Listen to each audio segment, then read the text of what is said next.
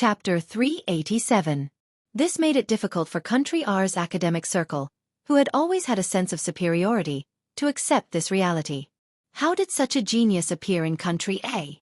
Back then, as Marcus's good friend, the principal of Neely University had also hinted to Marcus to poach her to Country R. But who would have thought that this person's temper was simply unpredictable? She even turned a blind eye to Country R's goodwill. "I'm sorry. My student was too rude." Suddenly, Professor Omar stood up and bowed to everyone. Seeing that Omar's attitude was good, the expressions of the others improved slightly. However, Luan Nua gritted his teeth and stared at Bei Yunj with dark eyes. It was his first time being slapped in public. And it was such an arrogant woman. Professor Omar turned around and asked Bei Yunj, "Do you like this student very much?" Bei Yunj said, "It's all right." Jian Shi, who was sitting beside him, forced herself to stop the smile on her lips. "If you want to engage in scientific research in the future, why don't you consider our Neely University?" With that said, Luan Nua turned around immediately, his tone filled with disbelief and disapproval. "Professor!" The professor of Yun University, who was drinking tea, was caught off guard and almost spat it out. The professor of Yun University was speechless. How could someone be so shameless as to poach someone so brazenly in front of others in another school? The students in the back seat were also excited.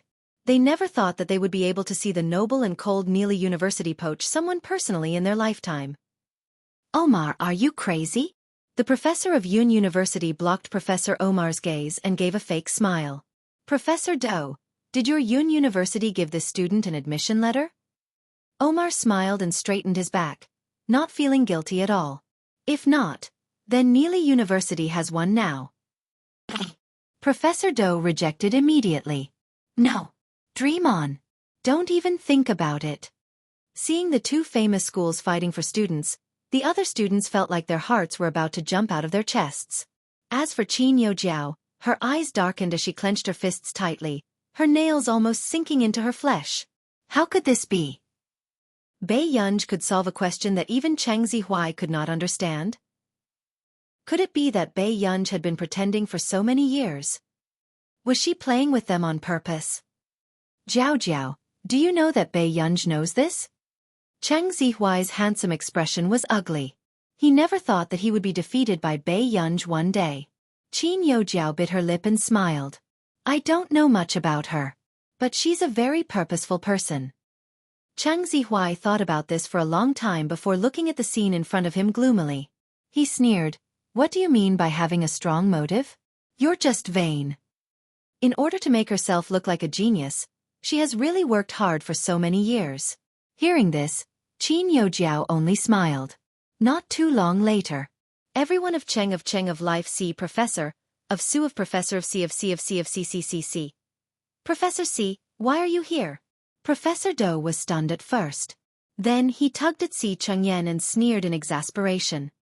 "Professor C, you have to be careful during the next computer science exchange competition. Do you know? There's still such a shameless person in this world who dares to poach someone from my mathematics department in front of me?" Everyone was speechless. He was using the fact that the professor from Country R didn't understand their language to scold him. Chapter 388. Si Chengyan had a bad feeling when he heard that. "Who are you fighting for?" Professor Do pointed at the person beside Jian Shi and said with a smile, "This student. How is it? Not bad, right?"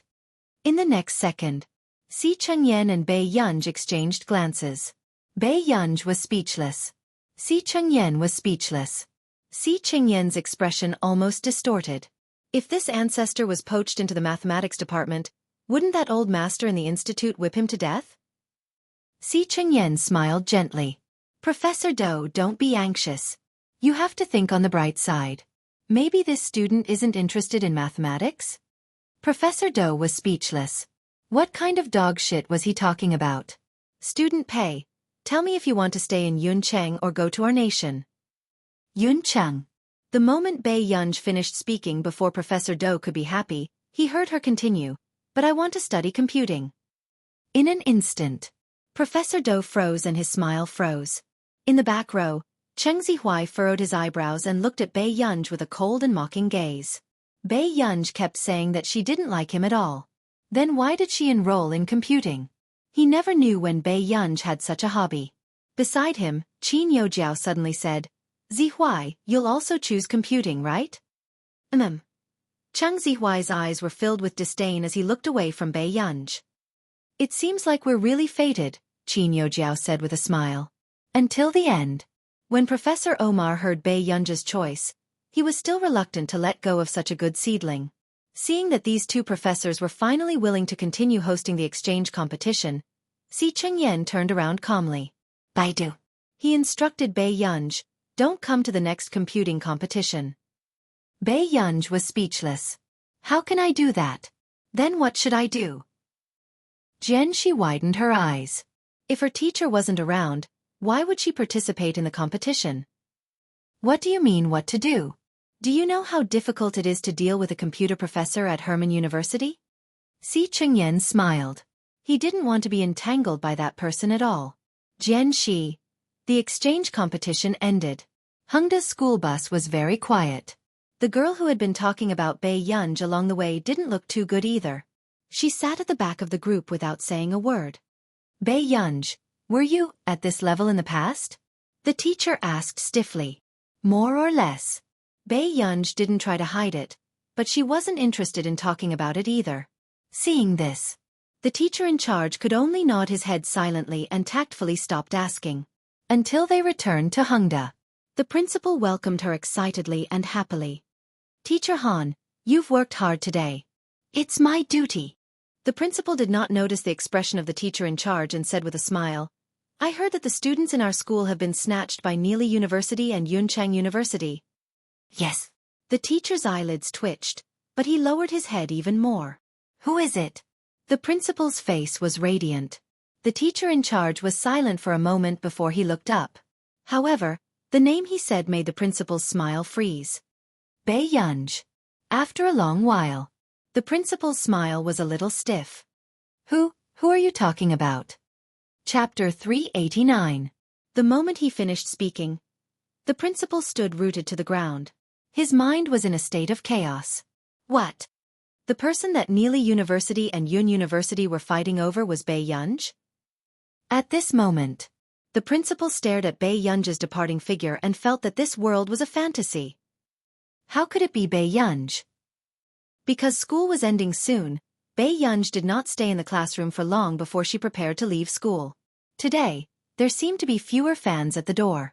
At the school gate, Qin Yojiao had just walked out of the door when she saw Mr. Qin's figure. A dark look flashed past her eyes and she quickened her steps. Dad! Hearing this, Mr. Qin turned around instinctively. He did not expect to see Qin Yojiao. Jiao. Mr. Qin looked awkward. Qin Yojiao held his hand and said with a coy smile, Are you here to pick me up? I came to look for Gu today for something. Mr. Qin felt a little unnatural. He did not tell Qin Yojiao that he had come to Hengda today because he knew very well that Qin Yojiao and Bei Yunj did not have a good relationship. Who knew? Qin Yojiao suddenly asked. Dad, are you here because Yunj got first in the competition?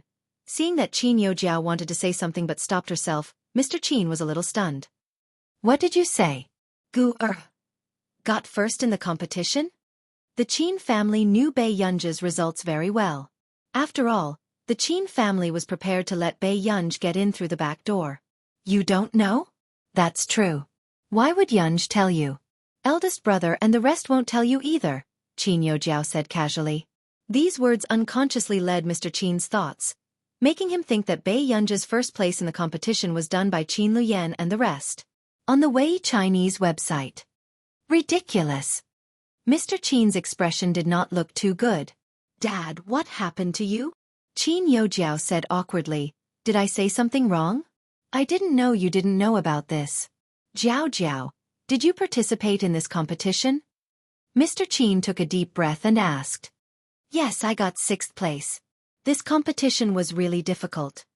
Hearing Qin Yojiao's words, Mr. Qin felt even more complicated and upset. Whether it was Gu or Jiao, they were both his daughters. But now for Gu Lu Yan was even willing to buy a place in the competition. He didn't care about Jiao's feelings at all. Jiao, Your brother went overboard this time. Mr. Qin's brows twitched and he looked a little tired. It's okay. Big brother and the rest only like Guer now. Anyway, I'm not the biological daughter of the Qin family, so I can't blame anyone. At this moment, when Mr. Qin saw that Qin Youjiao was still suppressing her grievances and smiling at him, he blamed himself even more. Jiao Jiao, Dad will always treat you as his daughter. Mr. Qin reached out and caressed Qin Youjiao's head, his voice gentle. Unexpectedly, she met Bei Yunji's eyes the next moment. Seeing this, Bei Yunji's rosy lips curled up, but she walked away quickly. It was as if Father Qin was a complete stranger to her. This knowledge made Mr. Qin's body stiffen. Gah! He shouted subconsciously. However, the figure in front of him didn't even look back as she got into the car and left. A strange glint flashed past Qin Youjiao's eyes, but her tone was gentle. Dad, Yunji's like this. She didn't do it on purpose. Hearing this, Mr. Qin could not understand why his daughter had become like this. In the car. Chapter 390. He saw that person from afar and even chased after her. However, Miss did not even turn back. Does it count? Bei Yunji leaned against the back seat lazily. No one knew if she was asking a rhetorical question or if she meant something else. Uncle Wang, let's go to the hospital first today. Bei Yunji glanced at the time and said. Okay, Mississippi. Uncle Wang immediately changed his route and said with a smile. He could tell that Miss Pei was a filial child. She would go to the hospital every 2 to 3 days. On the way, Wuxia called her. Brother? Bei Yunji flipped through the information in her hand and called out again. Yunyan, have you finished school? Hearing the man's words, Bei Yunji finally realized that Wuxia was waiting for her. After returning from the archery hall last time, the man had inexplicably higher expectations for her homework. Brother, I have to go to the hospital first today. Bei Yunji said. The man standing by the French window narrowed his pale-colored eyes lazily and stood with his back relaxed. Has Grandpa Qin recovered? Hearing this address, Bei Yunji felt that something was wrong. However, she still replied, I'm pretty good. These few days, he even asked her to play the maps of the gods with him. That's good. Go ahead. Brother will fetch you back later. Okay. After hanging up the call, Bei Yunji suddenly thought of the hug at the entrance of the archery hall. There were no emotions mixed in it. It was the simplest hug. However, it made her feel inexplicably terrible. Bei Yunji's eyes darkened. At this moment, Wuxia also received another call. It was from Qin Yu. Very soon.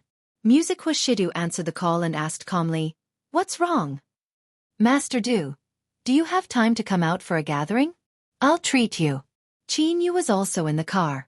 His ink-like arrogant and handsome eyes carried a casual smile. No need. Wuxia rejected him casually. However, Qin Yu said seriously, How can I do that? You've worked hard to take care of my sister during this period of time. How can I not show you any gratitude? Hearing this, Wuxia's hand that was flipping through the documents stopped. He sensed the other intention behind his words. During this period, the man tapped his fingers on the table, and his eyes turned dark. That's right. We're bringing old master back today, and we're also preparing to bring Ger back. At this point, Qin Yu was even more grateful to Wuxia. After all, I'm embarrassed to trouble you all the time. So, let's have a meal together. Let me. Before he could finish his words, the call was suddenly hung up. Qin Yu's smile froze. In the president's office. Not long after, Sang Su walked in and looked at the man in front of him. Master Du, what are your orders? Go get the car. We're going to the hospital now. Half an hour later, Bei Yunji stepped out of the elevator and pushed open the door of the ward. He saw that the ward had been cleaned up and was ready to leave at any time. You finally come. Old Master Qin's eyes lit up when he saw Bei Yunji. He immediately went forward to hold Bei Yunji's hand. However, Bei Yunji noticed that Qin Luyan and the other two were around. All of them were staring fixedly at her. Bei Yunji looked away calmly. Is Grandpa going back? It's about time. Let's go back. Old Master Qin was very happy to be held by Bei Yunji. Seeing that the old master did not even wait for his son when he saw his granddaughter, the brothers also remained silent. Chapter 391. At this moment, before Bei Yunj could speak, the man wearing gold-rimmed glasses beside her suddenly shouted, "Gua!" Bei Yunj was still very respectful in front of old Master Qin. Bei Yunj turned to look at him. Grandpa's health is still not very good. Do you want to go back to the old mansion and stay with Grandpa for a while? Qin Luyan's low and calm voice was filled with an imperceptible gentleness. When Qin Yu and Qin Lang saw this, they could not help but want to give their eldest brother a thumbs up. As expected of their eldest brother. Knowing that Gur was most worried about the old master, he used the old master to coax her home first.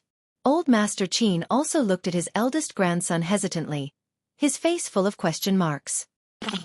Who was Lu Yen talking about? His health isn't very good? Bei Yunj frowned.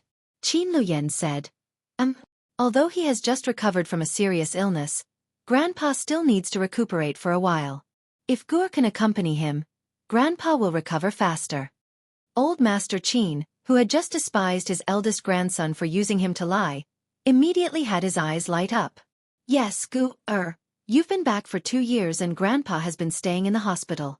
I've never enjoyed the joy of family.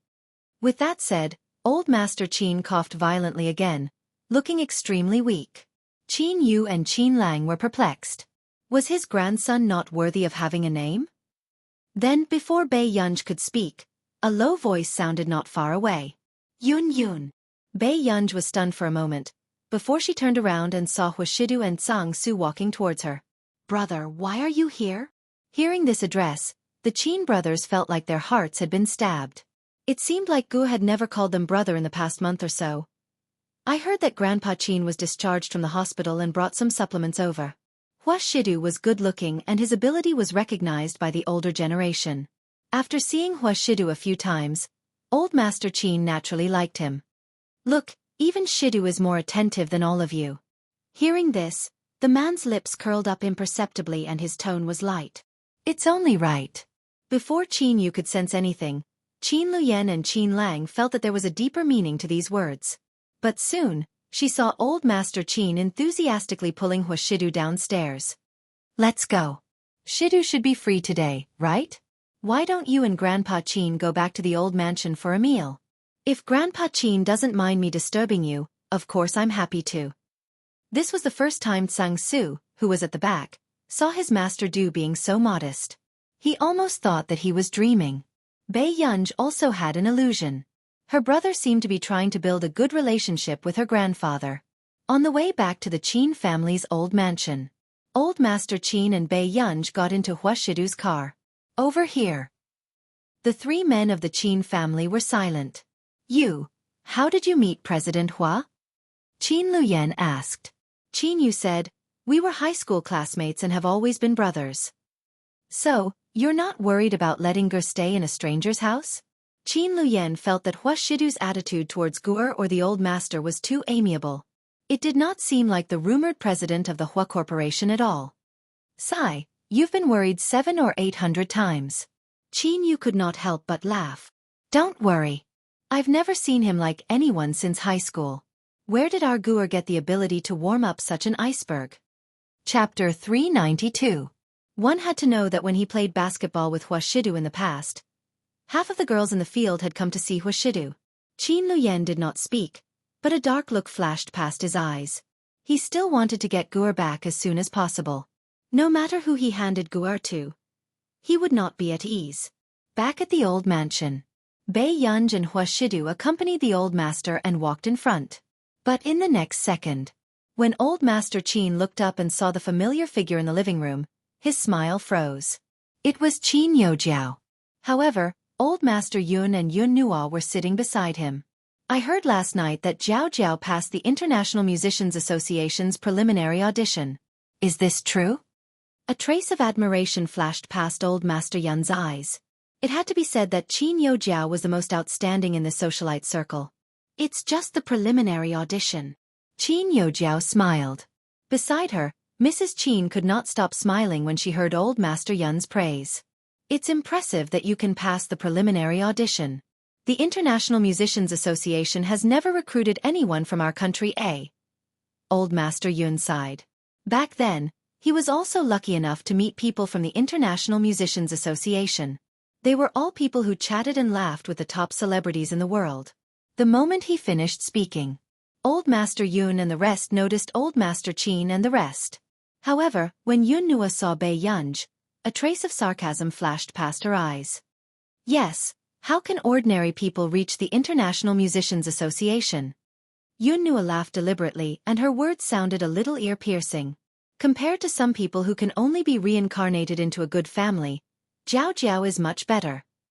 With that said, 228 Literature Network Yun Nua did not notice that the expressions of the people walking over had darkened. Only Bei Yunj glanced at Yun Nua with a faint smile and suddenly laughed. Yun Nua's expression changed as if she had been provoked. What are you laughing at? Bei Yunj's voice was lazy. Nothing. Does Miss Yun still want to drink tea?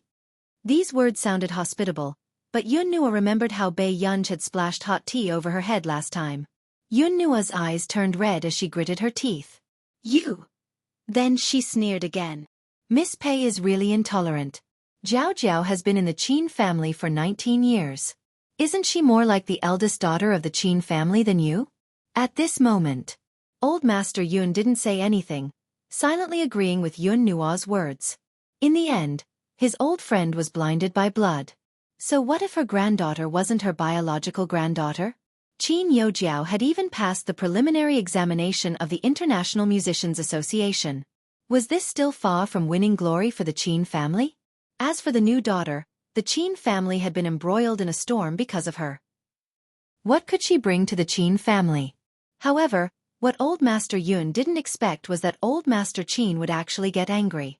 Miss Yun, if you don't want to be a guest of the Qin family, you can leave early.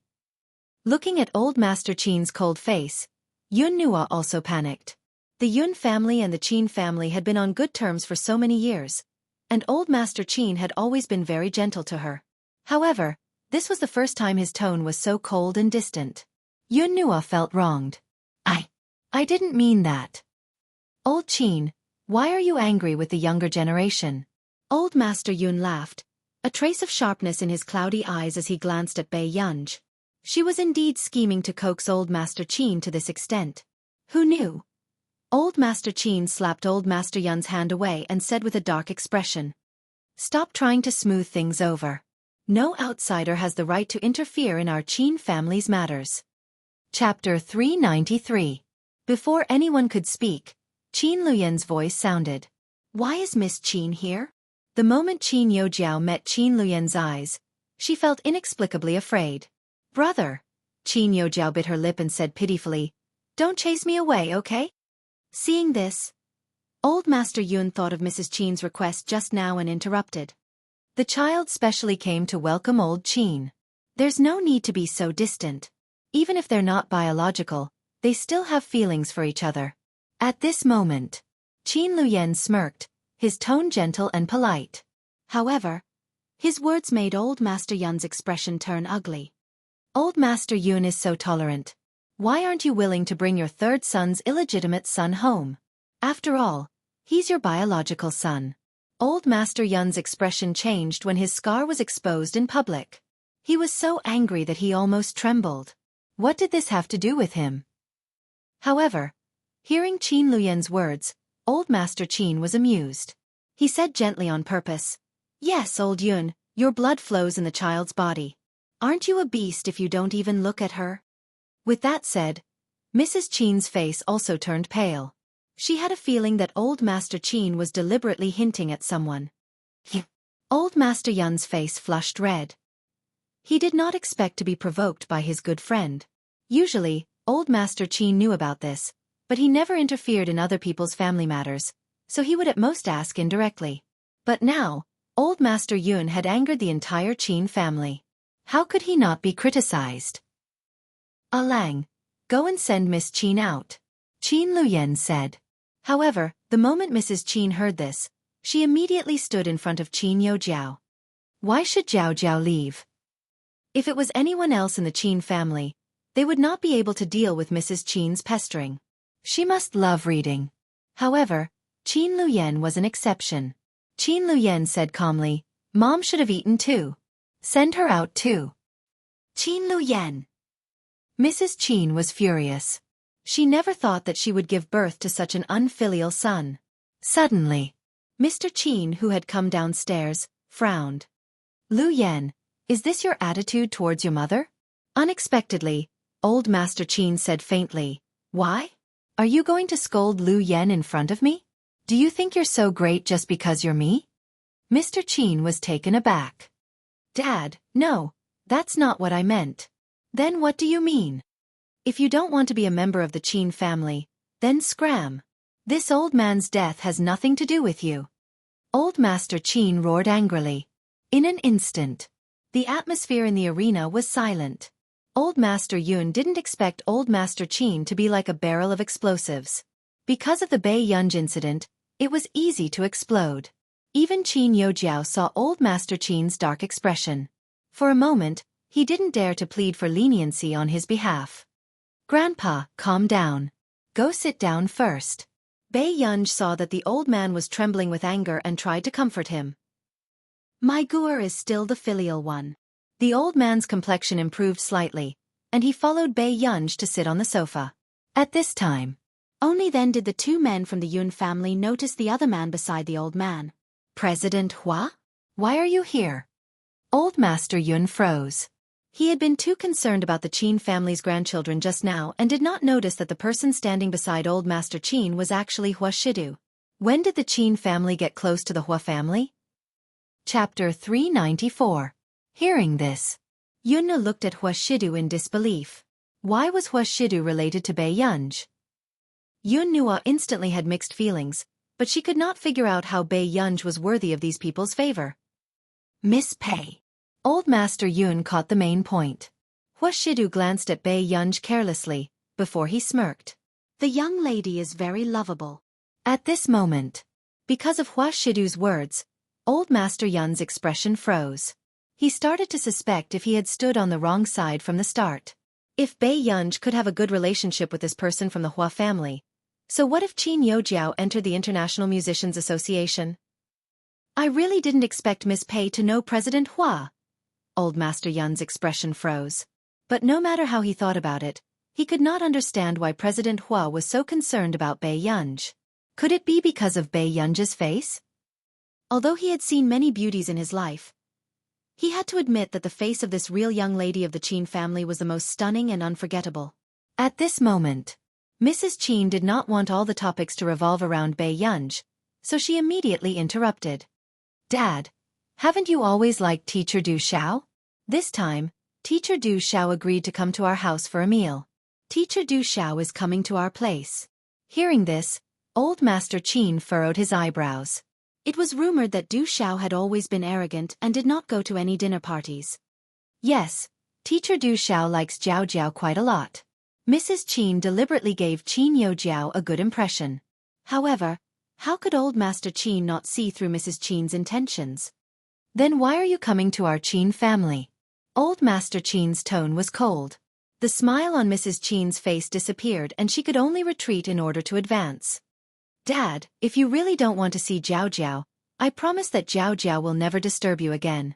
Carefree Book Network IVE already invited Teacher Du Xiao over this time. Just treat it as the last time you're giving Jiao Jiao face.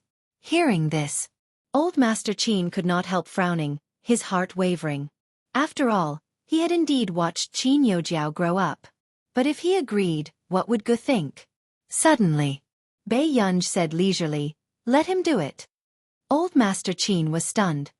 "Gu are you, Bei Yunj? I've seen him before." "Gu you know Teacher Du Xiao too?" Old Master Qin was surprised. "Yes." Yesterday, Du Xiao had even sent her a message asking if they could have dinner together tonight. However, she was just in time to pick up Old Master Qin from the hospital, so she refused.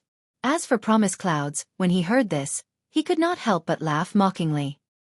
He was slapping himself in the face to look impressive. Just because he had met Mr. Du Xiao once, he thought that he was Mr. Du Xiao's friend? Mr. Du Xiao had met so many people, but had he ever bothered with anyone? Yun Nua could not understand how the daughter of the Qin family could be so stupid, unlike the three sons of the Qin family at all. But that's fine too. When teacher Du Xiao came, she would know that she was no match for Jiao Jiao. Mom, you don't want to know my methods, do you? A faint mocking look appeared in Mrs. Qin's eyes as she said, Teacher Du Xiao likes Jiao Jiao a lot and even praised her for being someone great in the future. This time, I also want to ask Teacher Du Xiao if he's willing to take Jiao Jiao as his student. Of course he's willing. Don't worry, Mrs. Qin. After all, she's the young female pianist that the nation has personally conferred upon her, Yun Nua said with a smile as her eyes swept over Bei Yunj. However. Chapter 395. Big brother went on a business trip and brought you a lot of gifts. With that said, Qin Lu reached out and gave Bei Yunj a key. This is the key to the safe. You can set the password for the safe yourself. Hearing this, Bei Yunj furrowed her eyebrows calmly. Isn't it too expensive? Usually, most of the things in the safe were gold, silver, and jewelry. However, with old Master Qin around, she could not reject him. No. Qin Luyan's good-looking eyes turned gentler as he said word by word. After all, Gur is the only elder young miss of the Qin family. With that said, Qin Youjiao's expression changed and Mrs. Qin's eyes were filled with resentment. Why was even Qin Luyan interfering in Bei Yunj's matters? Big brother is right. No one has the right to criticize the elder young miss of the Qin family. Qin Yu, who was beside her, sneered. Qin Lang was unwilling to fall behind. Third brother bought you a lot of gifts too. Why didn't he think of using the safe directly? It made him think for a long time about how to get so many jewelry. This was not like a club member who could just use a sack to store gifts. Thank you. A dark look flashed past Bei Yunj's eyes, but she was thinking about how to repay these things. At this moment, Mr. Qin suddenly said, I have something to talk to you about in private. Qin Ting. Old Master Qin furrowed his eyebrows, his gaze turning cold as he called Mr. Qin's name. Dad, it's not about family matters. Don't worry. With that said, Mr. Qin looked at Bei Yunj. Who are you? Mr. Qin, we can talk here. Bei Yunj's tone was indifferent. Obviously, even if old Master Qin was around, Bei Yunj did not want to give Mr. Qin any face. 596 Mr. Qin's expression froze and he glanced at Yun Nua and Qin Youjiao. After a long time he asked stiffly. You got first in the physics competition? Bei Yunj raised her eyebrows but only looked at him. This gaze inexplicably made Mr. Qin feel guilty. However, he still braced himself and asked, Are these results real? As soon as he finished speaking, the arena fell into silence. Then, old Master Qin slammed the table and stood up. His face was frighteningly dark. Bastard! How could someone ask their own daughter such a question? Dad, is this really not Lu Yan's doing? Mr. Qin stared at old Master Qin and asked. Old Master Qin was about to explode from anger. Mr. Qin suspected that old Master Qin was also involved in Bei Yunj's ranking. Qin Luyan's eyes were filled with sarcasm. He looked up. Dad, do you know Gur very well? Father Qin choked. I don't. What makes you think that Gur cheated? Or did you hear what Gur said? When Qin Luyan said the last sentence, his eyes turned to Qin Youjiao. This made Qin Youjiao's face pale and she panicked unconsciously. I've always known that Gur's results weren't that good. Mr. Qin clenched his fists, not daring to look at Bei Yunj's expression. Will she really improve so quickly? Dad, someone told you that Gur got first in the physics competition. Did that person tell you that the last time Gur was at Yun University, she was fancied by the professors of Neely University and Yun University and was fighting for her to enroll? Qin Lang's tone was cold and mocking. Qin Youjiao instantly panicked. How did Qin Lang know about Yun University's exchange competition? Chapter 396. Beside them, Qin Luyan and Qin Yu looked at Qin Youjiao coldly. Mr. Qin was also stunned. What? Yun University and Neely University were both top elite schools. Both of them wanted Gur. Not only Mr. Qin, but even old Master Yun, who was beside him, was stunned. Neely University. Doesn't one only get an offer if they sign up? Old Master Yun remembered that the granddaughter of a friend he knew had taken 2 years to get into Neely University. But such a school actually took the initiative to offer Bei Yunj. Yes, I heard from Guer's form teacher that it's because Guer discovered the mistake in the question set by the professor of Neely University, and was the only student who solved it. So, the professor of Neely University immediately promised the offer. But Guer doesn't like maths, so she rejected it. Qin Lang scratched his silver-white short hair casually and said proudly with pride. Qin Yu continued quickly, his tone cold. So, who's the one who has ulterior motives and is sowing discord? Qin Yojiao felt a chill run down her spine and she did not dare to look at Qin Yu's eyes. Mr. Qin choked. He did not expect that he had wronged Bei Yunj. Then, before Mr. Qin could think about this carefully, Qin Yojiao suddenly stood up. Biting her lip, she walked in front of Bei Yunj and handed Bei Yunj tea, looking like she was admitting her mistake humbly. Yunj, it's my fault. I mentioned it casually and didn't explain it to Dad clearly. Don't blame Dad. I apologize to you. I'm sorry. Can you forgive me? Bei Yunj looked up lazily and stared at her leisurely. However, Qin Yojiao was certain that in front of so many people, Bei Yunj would at least pretend to forgive her. Yunj, I didn't mean to target you. Can't you forgive me? Qin Yojiao's eyes turned red as she bit her lip lightly. Beside her, Yunnua could not stand it anymore. She felt that Bei Yunj was deliberately making Qin Yojiao suffer. Thousands of people at this moment. Bei Yunj picked up the tea Qin Yojiao handed him. The three brothers frowned and were about to remind Bei Yunj. In the next moment, Bei Yunj splashed the tea in his hand onto Qin Yojiao's exquisite face. Qin Yojiao almost screamed and immediately glared at Bei Yunj fiercely. In his heart, he wished he could cut Bei Yunj into 1,000 pieces.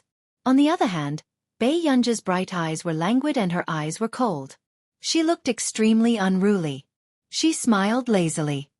Miss Qin, do I look like a moral person to you? The Qin brothers. Their worries seemed a little unnecessary. Mrs. Qin, who had just regained her senses, looked at Bei Yunj in exasperation. Bei Yunj, what are you doing? Promise Clouds also stood up abruptly, as if he was standing on the moral high ground. This is too much. Bei Yunj, are you targeting Jiao Jiao because she's easy to bully? She had never seen such an arrogant woman. Someone was apologizing to her, but she actually splashed tea on her face. Miss Yun, you've misunderstood. I only look at my mood when I bully people, not the person. Bei Yunj's red lips curled up, but in Promise Cloud's eyes, it was especially evil. Bei Yunj, you. Suddenly, the man beside her who did not speak much, said softly, does the daughter of the Yun family like to interfere in other people's matters? Instantly, Old Master Yun could not care less about who was right or wrong in this matter. His expression changed immediately. Yunnua, what are you doing? Chapter 397. After being reprimanded, Yunnua looked aggrieved, but she knew that the Yun family could not offend the Hua family, so she could only sit down again. However, she could not help but think sourly. Why was Master Du helping this woman to be unreasonable? This woman was clearly cold-blooded and vicious. Then, Hua Shidu's deep and magnetic voice sounded softly, and it was not difficult to hear the indulgence in it. Yun Yun, don't scare Grandpa Qin. The rest of the people were speechless. President Hua's concern was especially strange. Hearing this, Bei Yunj nodded. Then she turned around and raised her eyebrows lazily. Looking at the drenched Qin Yojiao, she asked considerately, do you want to continue apologizing? Qin Yojiao's face turned green and pale. She took a step back instinctively, afraid that Bei Yunj would splash water on her again. Suddenly, Bei Yunj laughed again. Her tone was neither slow nor slow, but it was arrogant. Miss Qin, you can go against me as long as you have the ability. But it's not a wise move to put your face in front of me. Hearing this, Qin Yojiao almost couldn't control the hatred in her heart and her face twisted. Seeing Qin Yojiao trembling with anger, Mrs. Qin's heart ached uncontrollably. She immediately wiped Qin Yojiao's face with a handkerchief and asked anxiously, Jiao Jiao, how are you? Before Bei Yunj came, Jiao Jiao had never been so angry. But now, Jiao Jiao was being bullied, but other than her, no one else in the family cared about Jiao Jiao. Mrs. Qin gritted her teeth and could not help but blame this on Bei Yunj. Fortunately, the next moment, a voice sounded from the door. Mrs. Qin. Everyone turned around and saw a thin middle-aged man. Teacher Du Xiao.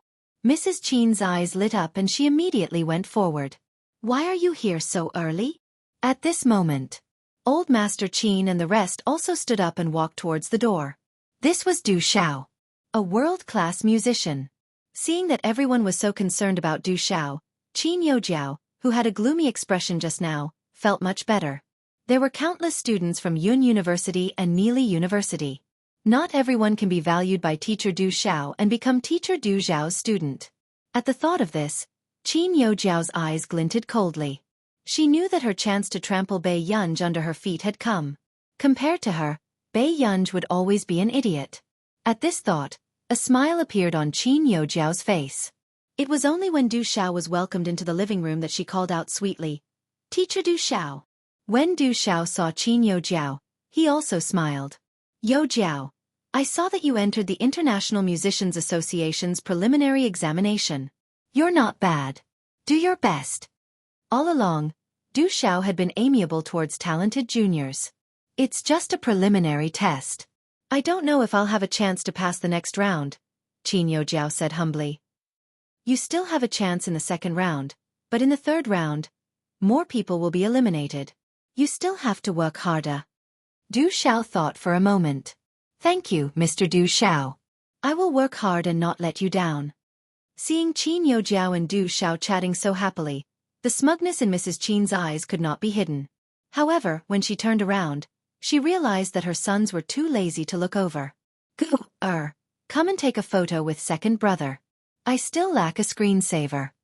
With that said, Qin Yu did not care if Bei Yunj agreed or not. He hugged her shoulders and his handsome and arrogant face leaned towards Bei Yunj. Chapter 398. Bei Yunj was speechless. From the beginning to the end, Bei Yunj was expressionless. However, Qin Yu didn't care at all. After taking a few photos, he happily set up a screensaver. Seeing this, Qin Lang was unwilling to fall behind. I have a few mathematics questions that I don't know. Do you want to teach third brother?" Qin Lang looked at Bei Yunj pitifully. With his young and arrogant short silver hair, he looked inexplicably like a loyal dog. Bei Yunj looked down and saw that there were a few mathematics questions saved in his phone. Seeing this, Qin Yu could not help but curse in his heart. What a scheming B*TCH. Qin Lang was from the mathematics department of Yuncheng University, but he usually stayed in the club and rarely went to school. However, because of his excellent results, the school turned a blind eye to it. But now, he actually had the cheek to ask Ger questions. Bei Yunj glanced at the question and looked at Qin Lang unconsciously. In the end, she explained it briefly to Qin Lang. After hearing this, Qin Lang was stunned. He did know how to answer this question, but the answer Ger taught him just now seemed to be simpler. What about the other questions? Qin Lang unconsciously moved closer to Bei Yunj, his happy eyes sweeping over Qin Yu. This was a blatant provocation.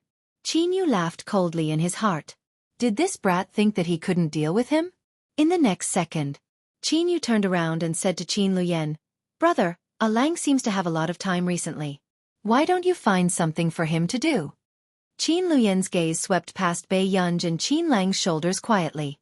He said calmly, "It's time for Lang to return to the company to gain experience." Qin Lang. Won by house. Didn't they say that he would familiarize himself with the company after he graduated? Seeing this, Mrs. Qin remembered what Qin Youjiao usually said to her. "Mom, I didn't do anything. Why do eldest brother and the rest only like Yunj and not me?" Eldest brother and the rest didn't like Yunj in the past either. A cold sneer appeared in Qin Mu's eyes. Indeed, Pei Yunj was too capable. She had coaxed her 3 sons into a frenzy. Mrs. Qin made up her mind and turned around. "Teacher Du Xiao must be hungry too, right? Let's eat first." This time, she specially used her connections to find out about many of Du Xiao's favorite dishes. He was just waiting for Du Xiao to be happy before he brought up the matter of taking in a disciple. As long as Du Xiao accepted Jiao Jiao as his student, no one on the internet would dare to compare Jiao Jiao with Bei Yunj. Not long after, everyone gathered around the dining table. At this moment, Du Xiao, who had been surrounded by people talking, suddenly saw a rather familiar face. His eyes widened, but before he could say anything, He was interrupted. Mr. Du Xiao, please try this dish and see if it suits your taste. Mrs. Qin was also very concerned about Du Xiao. This concerned whether Qin Youjiao could become Du Xiao's student or not. If it was possible, it might even be easy to enter the International Musicians Association. These are all my favorite dishes. Thank you, Mrs. Qin. Du Xiao glanced at the dishes on the table and smiled. You're too polite, Teacher Du Xiao. Jiao Jiao has liked your music since she was young. You can be considered Jiao Jiao's first teacher. Really? I'm honored. With that said, Du Xiao's eyes landed on Bei Yunj again, wanting to speak. Chapter 399. Du Xiao's expression did not look too good after being interrupted time and time again. But he still asked politely, "What's the matter?" "It's just that. Our Jiao Jiao also wants to find a suitable teacher now. I wonder if Teacher Du Xiao is willing to teach Jiao Jiao personally?" Mrs. Qin asked with a smile. In her opinion, this matter was very likely to succeed. After all, there were not one or two peers in the entire country A who were more talented than Qin Youjiao. Why? Du Xiao frowned unconsciously. At the same time, this question stunned Mrs. Qin. Then Mrs. Qin said with a smile, Jiao Jiao is also at a bottleneck now and it's very difficult for her to break through. She wants to find a teacher to teach her. However, when Du Xiao heard this, he felt that things were even stranger. He could not help but glance at Bei Yunj, who was sitting opposite him, before he turned back to look at Mrs. Qin. He asked in disbelief, "You're looking for me?" Wasn't the person sitting opposite him ruthless enough? Why did she have to seek someone far away? Mrs. Qin also felt that Du Xiao's attitude was strange. Yes. Other than you, no one is more suitable to be Jiao Jiao's teacher. I'm returning to Country R tomorrow, so I can't bring your daughter along. Although Du Xiao admired Qin Youjiao's talent, he did not want Qin Youjiao to inherit his legacy. But if he really chose one, Du Xiao could not help but glance at Bei Yunj and start to have evil thoughts. If he could make this person his student, would it be easier for her to be the president of the International Musicians Association in the future? After feeling a strange gaze from somewhere, Bei Yunj furrowed her eyebrows unconsciously and looked up instinctively. Then, she saw Du Xiao smiling at her. Bei Yunj was speechless. What was he thinking? It's okay. Jiao Jiao can go to Country R when she's free, Mrs. Qin could not help saying. Forget it, forget it. Du Xiao hurriedly waved his hands. I can't harm Yo Jiao either. All he could think about now was letting Bei Yunj inherit his position. Where would she find the time to teach her? Seeing Du Xiao's clear attitude, Qin Youjiao's eyes darkened and she clenched her fists instinctively, her expression not too good. She thought that this matter was in the bag. But why did Du Xiao reject her so decisively? She had clearly checked and knew that Du Xiao wanted to groom a musician. Then why couldn't he choose her? Teacher Du Xiao really doesn't have such a plan? Qin Wanru's mother asked reluctantly. This was clearly a chance for Jiao Jiao to make a comeback. Hearing this, Du Xiao smiled but did not say anything. Suddenly, Qin Youjiao spoke. She stared at Bei Yunj and felt a sense of comfort in her heart, as if she was dragging Bei Yunj into the water. I heard Yunj play the piano last time. It's not bad either. If Teacher Du Xiao thinks that I can't do it, why don't you listen to Yunj's piano and consider her? After that, Qin Youjiao was originally waiting for Du Xiao's rejection. But who would have thought? When Du Xiao heard this, he was stunned. He looked at Bei Yunj. Do you really need it? He did not know how good Bei Yunj's piano skills were, but her composition and writing skills were definitely not worse than his. If Bei Yunj wanted to find a teacher, she might have to wait for a musician from the last century to jump out of his grave. Hearing this, the rest of the people were stunned, some confused by Du Xiao's words. Only Qin Youjiao's expression changed subconsciously.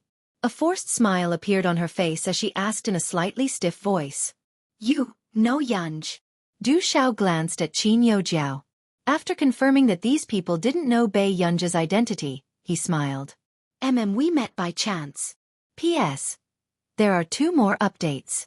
Good people, remember to vote. Chapter 400. With that said, the entire venue was a little quiet. Old Master Yun's chopsticks accidentally fell on the table. What was wrong with this new elder young miss of the Qin family? It was clearly rumored in the industry that the fake young lady of the Qin family was extremely talented. The real young lady only had a good life, but she had no ability at all. But just now, he heard about the two famous schools fighting for Bai Yunj. Now he saw with his own eyes that a top international musician seemed to have a good relationship with this elder young miss. The alarm in Mrs. Qin's heart rang. What you said just now means... Du Xiao could not help but look at Bai Yunj. Do you really want to find a teacher? His eyes were bright as he looked at Bai Yunj expectantly. It was completely different from when he rejected Qin Youjiao righteously just now. Even if he didn't say it, she could tell what Du Xiao meant. Old Master Yun's hands could not help but tremble. He really realized that he had stood on the wrong side. However, looking at Bai Yunj's behavior just now, she was not someone who would accept an apology at all. It was useless even if he turned around to express his goodwill. I don't want to. The girl's languid and clear voice rang out unhurriedly. With that said, Old Master Yun's eyelid twitched and he could not help but glance at Bai Yunj. Did this person know Du Xiao's influence in the music industry? Didn't she see that Qin Youjiao was trying her best to please Du Xiao and become his student? Why? Du Xiao asked weakly. I'm going to take the college entrance examination soon and want to study hard. Du Xiao was speechless. The rest of the people were speechless. Was this excuse bullying Old Master Du for not knowing about Yun University's competition? 520-inch sigh.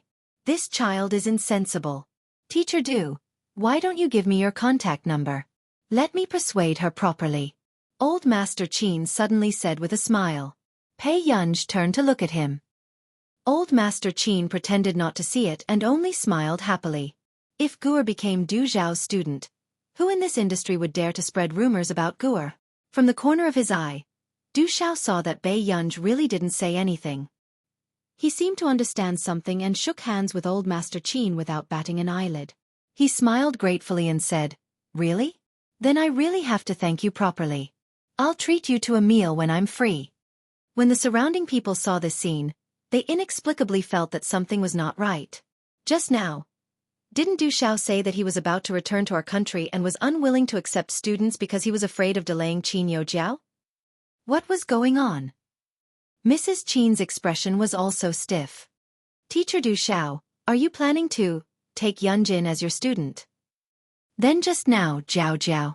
If we can take him in, we will naturally nurture him as the successor, Du Xiao said happily. In an instant, Qin Youjiao's face paled. To be Du Xiao's successor. Then wouldn't it be very possible for Bai Yunj to become the president of the International Musicians Association? Du Xiao Laosher, how could you? Mrs. Qin's face was a mixture of green and red, and her tone was somewhat flustered and exasperated. She had used her connections to find out what Du Xiao liked and specially asked him to come to the old mansion. In the end, the person Du Xiao liked now was Bai Yunj. But how could Bai Yunj be better than Jiao? Mrs. Qin, don't worry. Miss Qin's standard is still far from the bottleneck. Du Xiao said with a bright smile. However, these words made Mrs. Qin's face turn red and dark. Chapter 401. Did Du Xiao mean that he didn't like her? Then why did he like Bai Yunj? Under everyone's gaze, Qin Youjiao bit her lip and did not ask further. However, her expression did not change. She never thought that Bai Yunj would benefit from her finding Du Xiao. Let's eat first. What else can we talk about when we eat? Old Master Qin said with a smile with a rosy face. It was obvious that Old Master Qin did not expect Du Xiao to want to take his granddaughter in as a student.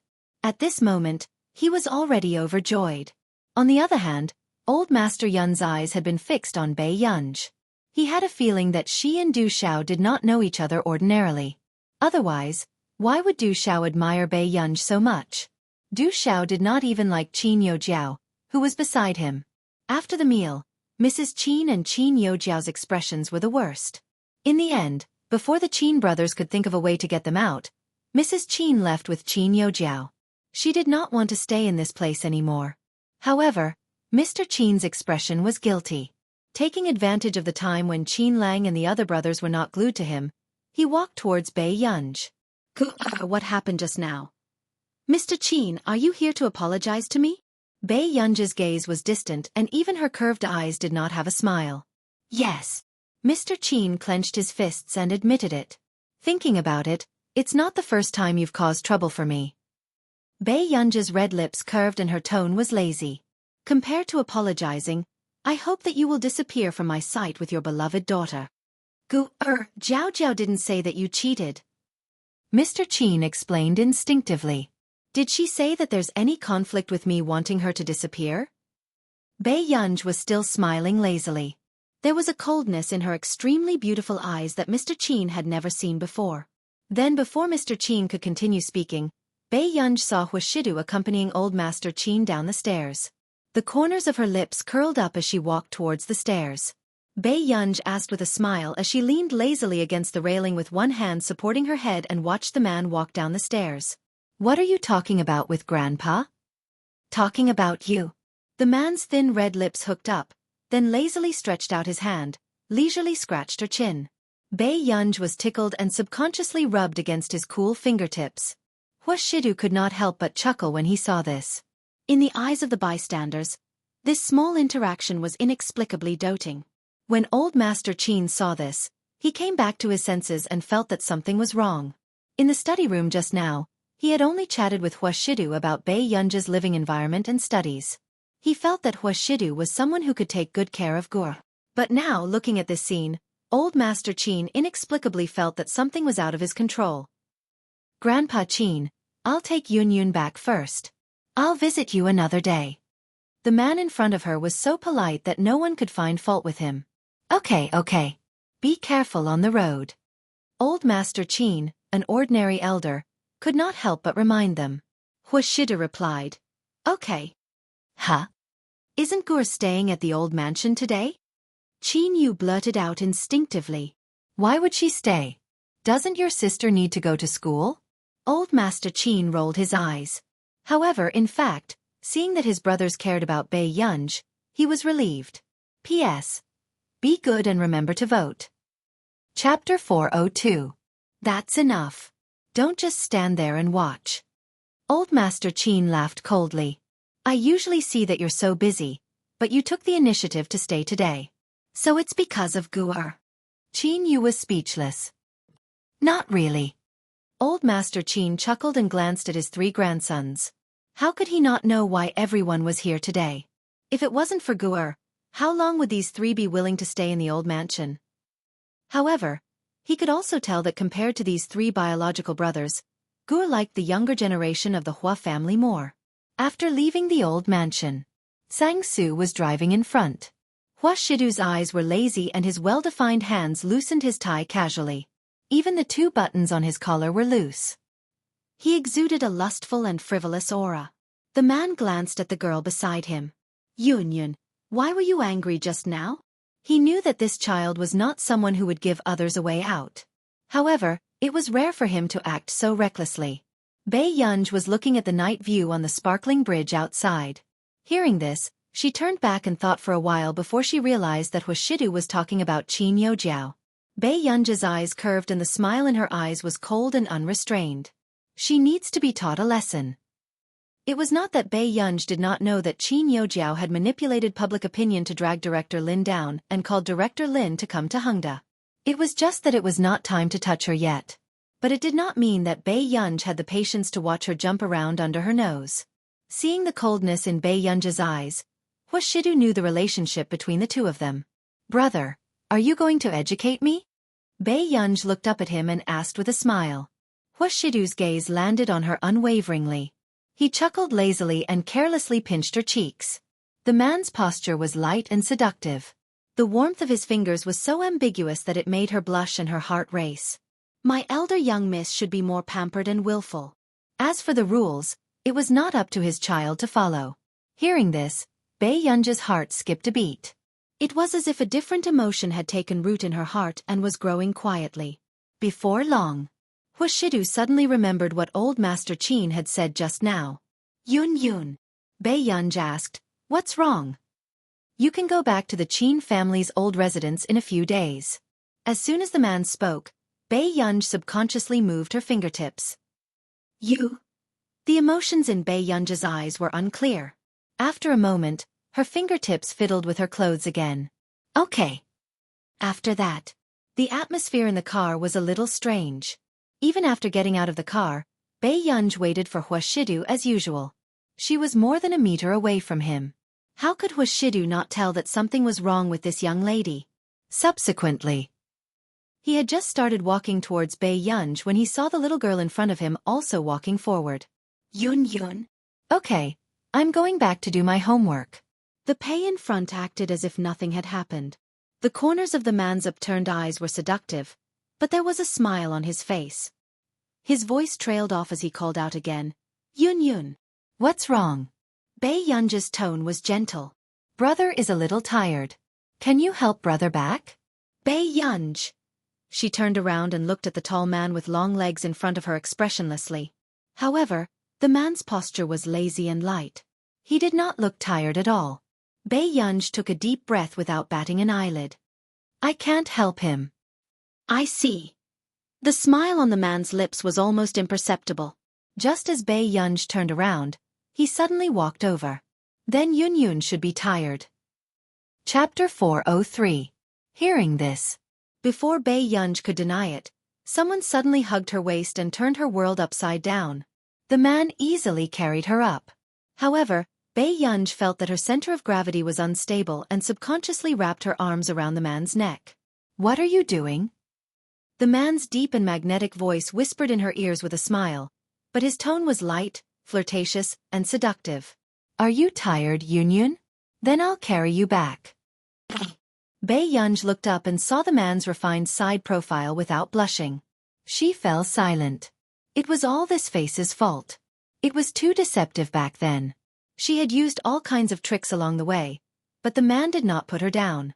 Until they returned to the living room. Hua Shidu placed her on the sofa and stared at her. Bei Yunj. Can I go upstairs? The man's tone was lazy. No. Bei Yunj. Seeing that the little girl had been silent, the man's Adam's apple moved and he laughed softly. Can't you stay with me for a while longer? Bei Yunj mimicked his attitude just now. No. Who knew? The man looked at her for a while and laughed softly. He suddenly leaned closer and dragged out his last syllable. His deep and ambiguous voice seemed to be blatantly seducing her. Yun Yun, do you mean that you can't do anything? Yes. Bei Yunj turned her head and did not look at that face that could easily make people lose their bottom line. The corners of the man's lips curled up imperceptibly, but he was not frivolous. Then can you not act coquettishly with me? No. Before Bei Yunj could finish speaking, she reacted. Her eyes moved and she subconsciously looked up, but she did not expect to meet the man's half-dark eyes. It was so tempting that her legs turned to jelly. However, the man's eyes had melted into a thick black color, and he was still staring straight at her. His sexy throat moved slightly and he let out a chuckle. He lazily reached out and rubbed her cheek. Yes, so cute. It took Bei Yunj a while to react to his unexpected compliment. When did she act coquettishly? Bei Yunj looked up expressionlessly. Hua Shidu. Clearly, this little girl was already on the verge of exploding. Yes, I'm here. Bei Yunj's eyelids twitched, but when she looked at the man's handsome face, her anger dissipated. She gritted her teeth and only managed to squeeze out 2 words. Behave yourself. After saying this, Bei Yunj stood up and walked upstairs. The man's usually cold peach blossom eyes were curled up at this moment. His smile was too good-looking and seductive, as if it could electrify people. The next day, Bei Yunj received a call early in the morning. It was Marcus who called to tell Bei Yunj that there were a lot of things that could be developed in the computer industry. He asked her if she planned to do it herself. After all, whether it was in the field of high-performance computers or the information industry, they had a natural advantage in terms of technology. Therefore, if Bei Yunj was interested, she might be able to give it a try. You want to do it too? Bei Yunj sat in the back seat and asked. I don't have the time. Someone came to talk to me about this some time ago, so I thought of you. Marcus smiled. It had to be said that Marcus was indeed very considerate of Bei Yunj. Thank you, Marcus.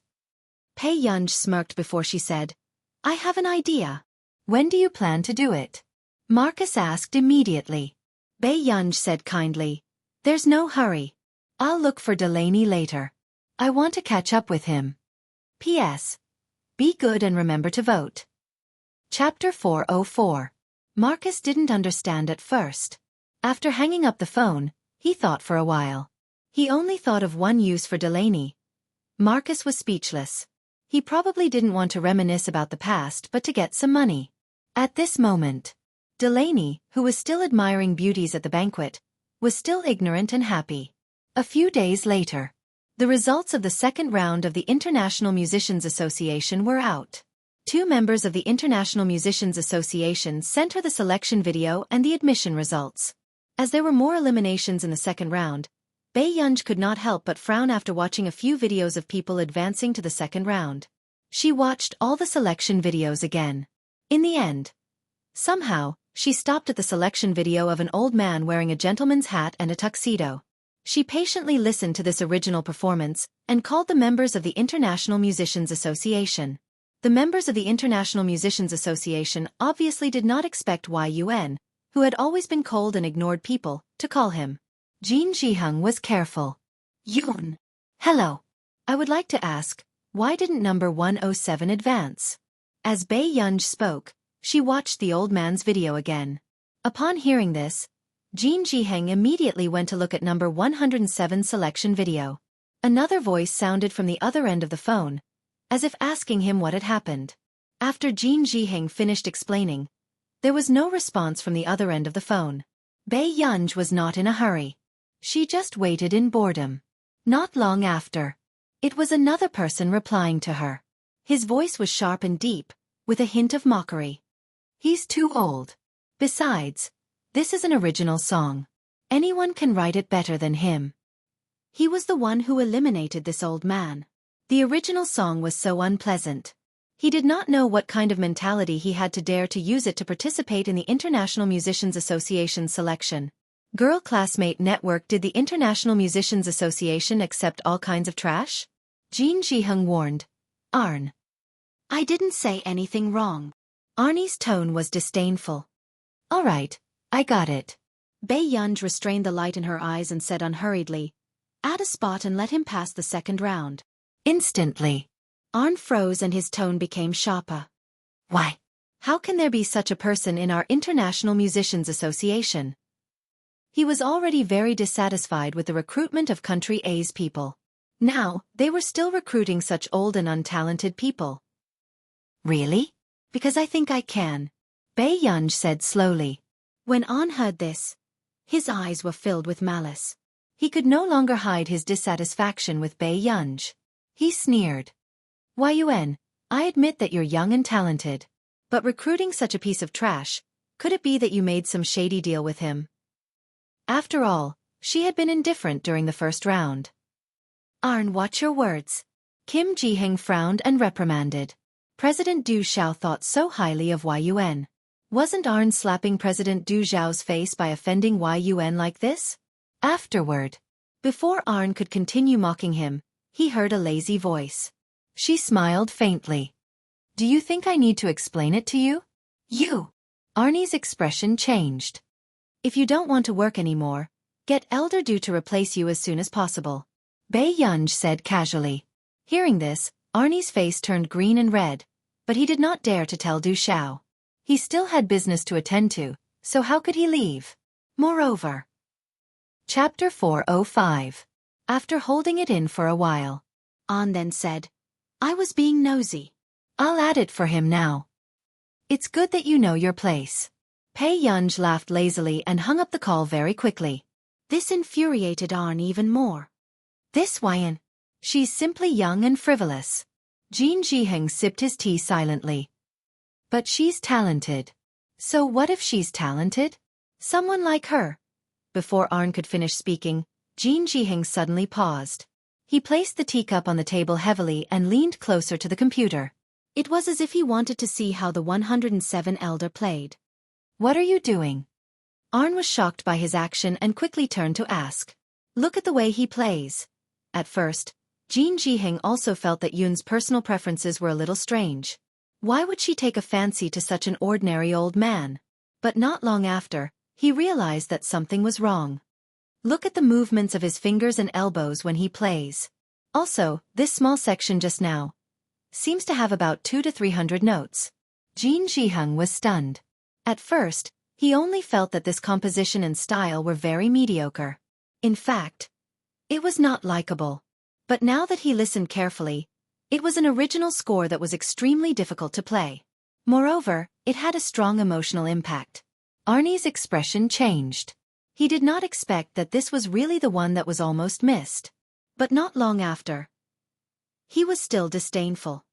He's already so old. What's the use of coming to the International Musicians Association? Besides, we still need to listen carefully to this song to realize that it's different. What about ordinary listeners? Bei Yunj was quite interested in this score, but perhaps because the style was too different, it needed to be polished. She wrote for about 20 minutes. Just as she found the old man's email and was about to send it over, she paused. A moment later. At the end, Bei Yunj typed another paragraph of text. The score is not bad. I'm looking forward to the next round. After typing, she sent it and turned off her computer. At this moment, at the Bo family residence, the atmosphere was especially strange. Bo Xiaofan glanced at father and mother Bo, who did not look too good. If grandpa likes it, let him do it. In the past, when old Master Bo was young, his family did not allow him to learn music because he was the only heir of the family. But now that there was someone in the family managing the company, the old man could do whatever he wanted. Are we not going to let him do it now? Mr. Bo's face darkened. Your grandfather heard from others that the people who advanced in the second round of the International Musicians Association have already received the news. He hasn't. Right now, the old man is fishing and thinking about life. At first, he did not agree to old Master Bo going because he was afraid that old Master Bo would not be able to advance and would be so upset that he would not be able to eat for a few days. But now, what he was afraid of had happened. Can't the International Musicians Association be bought with money? Bo Xiaofan frowned. Mr. and Mrs. Bo's expressions changed. But very quickly, Mother Bo carefully looked upstairs. Seeing that there was no movement, she dared to speak softly. Mom has used her connections. Mr. Jean, who is in charge of recruitment, is my old classmate. But no matter what, they refuse to open the back door. Bo Xiaofan was silent for a moment. Where are the others in charge? One of them is from country B. It said that he has a big problem with people who are too old. It won't work either. Mrs. Bo thought for a while and said, there's another one. The person in charge is from our country. Bo Xiaofan looked at her. Who is it? Chapter 406. It's Man Man's arranger. Her name is Yuan. When Bo Xiaofan heard this, helplessness appeared in his cold and arrogant eyes. Since they know each other, can't we just contact Yu Manran directly? I've contacted them. This won't work. Mrs. Bo looked worried. Man said that if we really went to look for Yuan, that person might directly eliminate Old Master. Sigh, why are there so many people in this world who don't bend over for money? Bo Xiaofan glanced at her and did not say anything else. A moment later, he suddenly remembered. Old Master is fishing? I didn't see him when I came over from the pond just now. He thinks the wind is cold and got the butler to catch a few fish and put them in the bucket. He's fishing upstairs. Bo Xiaofan. Will he come downstairs to eat later? He might not. Hence, the entire Bo family started to worry about the troublesome old master. Half an hour later, there was a commotion upstairs. Son. Daughter-in-law. Achen. I've advanced. Suddenly, old Master Bo ran down like a gust of wind, his face overjoyed. Father Bo was shocked and immediately went forward to help him, afraid that he would fall. Why are you helping me? Old Master Bo slapped Father Bo's hand away unhappily and instantly beamed. This is for me. Hearing this, Father Bo looked like he had seen a ghost and really looked at the email carefully. How could anyone take a liking to the old man's strange composition? Grandpa, did someone else send it from this account too? Bo Xiaofan looked at the email account. It did not seem to be an official account. Account? Let me ask. Old Master Bo was stunned for a moment before he quickly went to ask the other participants. Who knew? The account information sent by others was completely different from the account information sent to him. Cold Master Bo's expression changed. I don't think so. Seeing that old Master Bo was in a daze, Bo Xiaofan immediately called the International Musicians Association to ask. Father and Mother Bo shook their heads frantically. This old master was already agitated. What if this email was really fake and someone else's prank? However, Bo Xiaofan ignored them and continued to negotiate with the International Musicians Association. After hanging up, Bo Xiaofan turned around and said, "We don't know who sent this email." The International Musicians Association said that the official account will send an email to explain later. Old Master Bo's ears drooped, and the joy he felt just now was gone. The family of four watched the TV series expressionlessly. The atmosphere became even colder. About 15 minutes later, old Master Bo's heart skipped a beat when he heard his phone vibrate. He calmed down for a moment and opened the email. Unexpectedly, there were two emails. One was the official promotion notice from the International Musicians Association. The other letter was also an explanation from the International Musicians Association. "Hello, Mr. Bo. After checking, your email was sent by the person in charge of recruitment, Yun.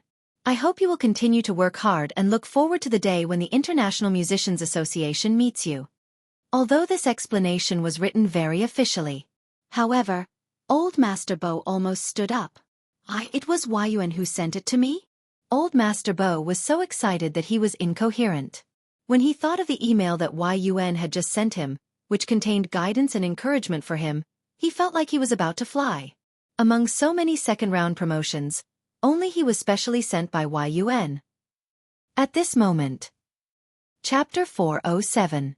What entered her eyes was a rather long professional guide. Although it was long, there was no nonsense at all.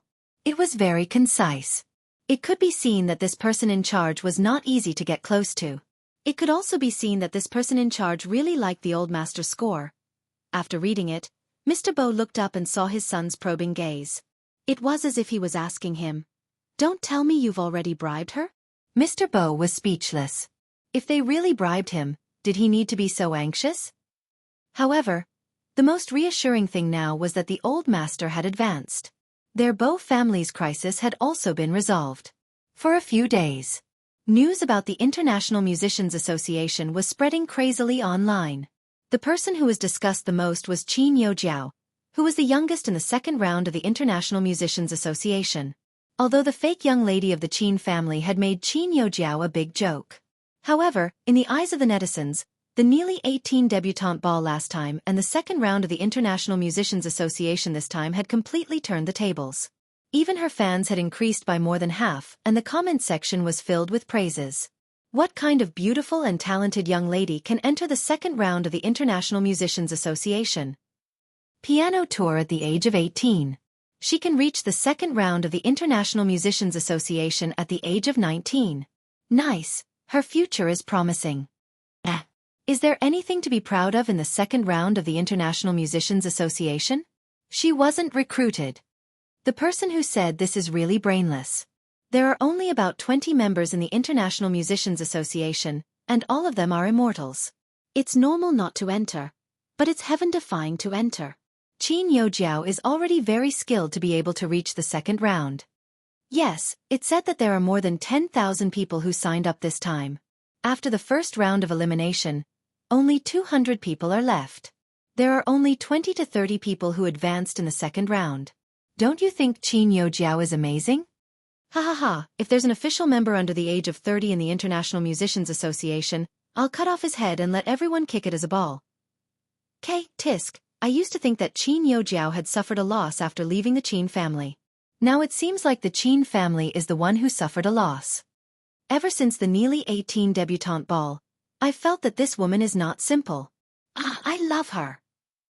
Reading these comments, Qin Yojiao's lips curled up. But suddenly, a caller ID appeared on the phone screen. Qin Yojiao's smile froze, but she quickly picked up the call. How is it? Does it feel good to be the center of attention after the second round? The woman's voice sounded. Hearing this, Qin Yojiao knew very well that now that she had everything, this woman would make her pay a greater price. Thank you. The woman sneered. There's no need to thank me. You've passed the second round, but it'll be difficult for you to pass the third round. What do you mean by this? Qin Yojiao's heart seemed to be in her throat as she asked subconsciously. When I arranged this for you, I didn't investigate the person in charge. I only found out yesterday that the person in charge is Yun. The woman's words immediately made Qin Yojiao's voice turn sharp. Her face turned pale. What? How is this possible? Didn't Yun just enter the International Musicians Association? How could she be in charge of this recruitment? Speaking of which, it's all because of Yun that Country A has these 2 spots. Therefore, the president loves her and her dog. The woman smiled. It's normal that she's the one in charge this time. However, what you need to worry about is that she interfered in the second round of selection. Qin Yojiao pursed her lips. Can't you help me settle it? With that said, laughter trailed from the other end. Chapter 408. I've asked. Yun has the final say in this recruitment. The woman answered without hiding anything. However, Qin Yojiao's heart tightened. But didn't you say that you would help me get a spot? With that said, anger rose in Qin Yojiao's heart as her eyes filled with jealousy. What right did Yun have to be chosen by Du Xiao? And she couldn't. Jiao, why are you in such a hurry? Of course I'll help you. The woman added, I'm saying this because I don't want you to be affected by your emotions. Yun isn't the students you know. Even if there's a difference, it won't be too big. After all, with her ability, it's possible for her to succeed as the president in a few years. It was only when Qin Yojiao regained her senses that she realized the difference between her and Yun. She gritted her teeth and asked, I know what you mean. Then what do I have to do to get a spot in the International Musicians Association? Remember the website address? Hearing this, the woman chuckled. Her. Qin Yojiao's eyes turned red. However, there was silence on the other end of the call. Qin Yojiao froze. Using Yun's score? But Yun was the person in charge of the recruitment. Could she be allowed in? Don't worry, I'll get her new score for you. As long as you can play it, she can only swallow this matter obediently. I heard from my people that Yun likes music scores very much. Then why don't you can use her new score for the 4th round? Hers? Hearing this, Qin Yojiao understood completely. This was this woman's scheme. On one hand, she was using her to suppress Yun. Qin Yojiao clenched her fists.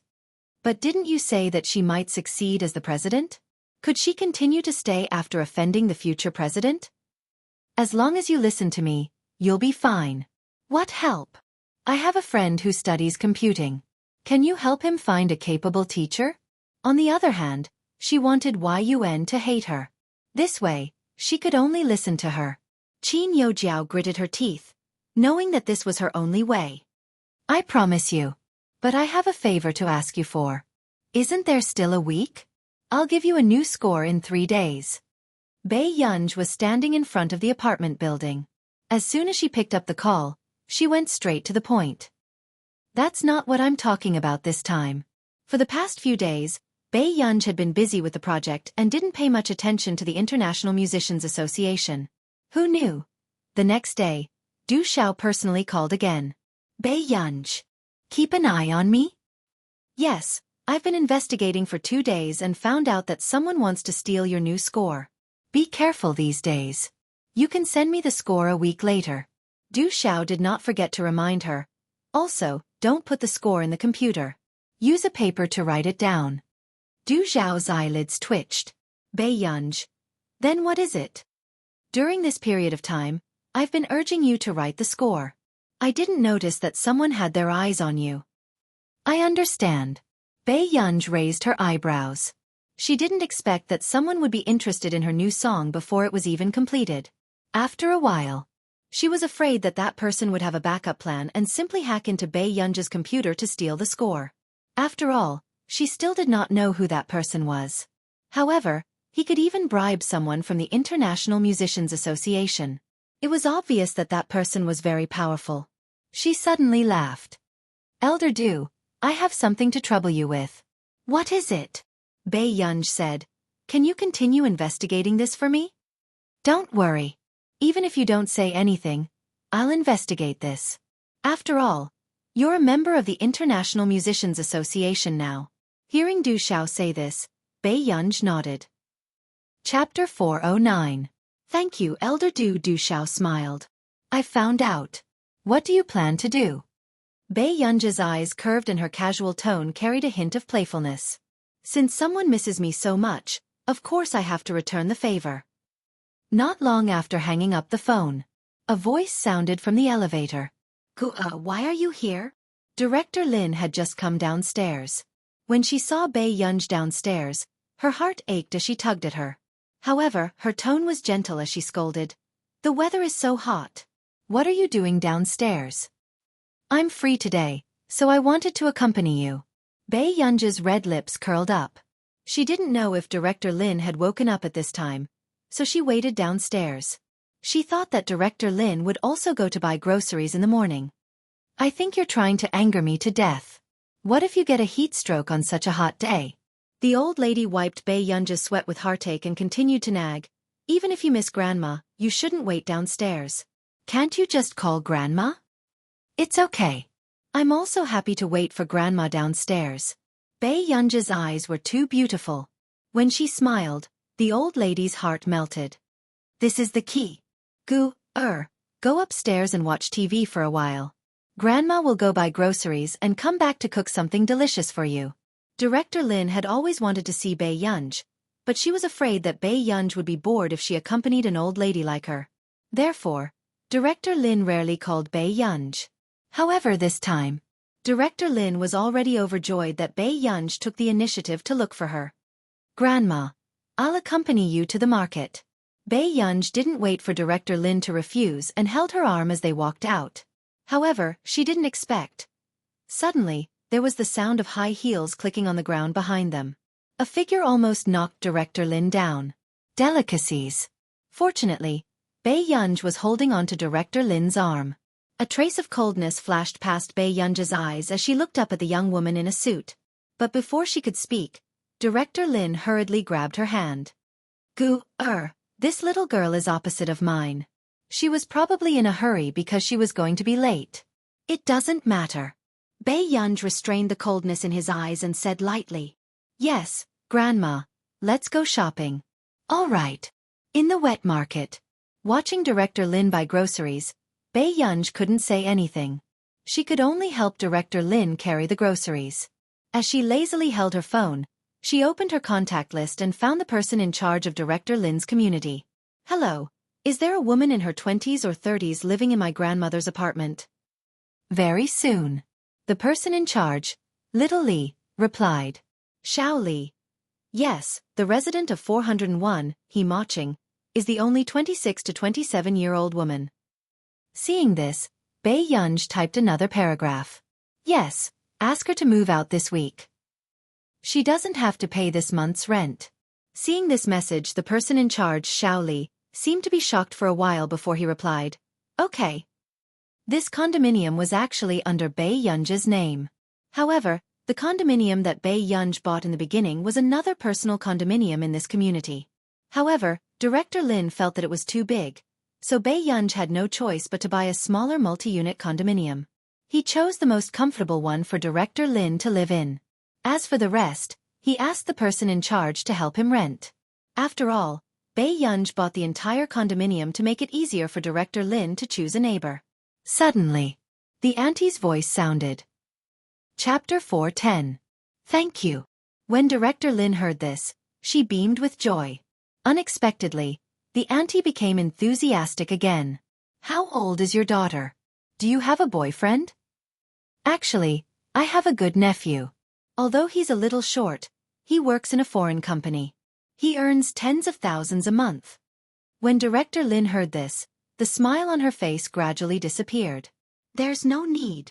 After saying that, Director Lin wanted to leave, but the auntie stopped her. Your daughter is good-looking, but she still needs to find a rich man to be her boyfriend. In this day and age, looks can be fake, but money isn't. The auntie knew Director Lin and knew that she lived in the high-end neighborhood next door. However, her nephew had bought a small villa nearby and even had a car worth 3 to 4 million yuan. Therefore, if this young lady could be with her nephew, it would be her blessing. My daughter doesn't lack money. Director Lin's expression didn't look too good, but she had a gentle personality and didn't know how to argue. If she doesn't lack money, why would she let you come to this place to buy groceries? When the auntie heard this, disdain appeared in her eyes and she sized up Director Lin. After sizing her up, she started to suspect that Director Lin lived in a high-end neighborhood because she didn't have money and wanted to save face. At this moment, Bei Yunji's hand paused and she looked up at her unhurriedly. My daughter, do you think money is important? Bei Yunji's smile didn't reach her eyes. She lazily put her phone back into her pocket and said, It's important. When the auntie heard this, she felt that this young lady was more sensible. She looked a little smug. Isn't that so? Young lady, tell me what kind of boyfriend you want. Find someone who's not very poor. Before the auntie could be happy, she heard Bei Yunji say slowly, in his 20s, pleasing to the eye, and has a few 100 million yuan in assets. That's fine too. Her tone sounded quite forced. 85. When the auntie heard this, her expression changed. She felt that Bei Yunji was deliberately playing with her. A few 100 million yuan in assets? The auntie's face darkened and she sneered sarcastically. Who did this little girl think she was? She wanted to find someone with a few 100 million yuan in assets? How could he like her? Why, doesn't your nephew have one? Bei Yunji's bright eyes revealed a hint of laziness and disdain.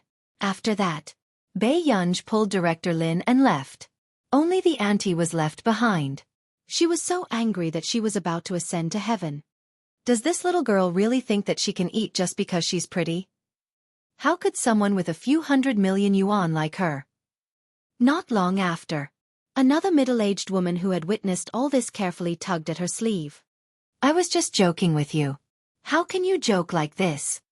The middle-aged woman was so angry that she laughed. She had introduced them out of goodwill, yet she had been ridiculed by this little girl? The middle-aged woman was silent for a moment and looked at her again. Xiao, do you not know Principal Lin?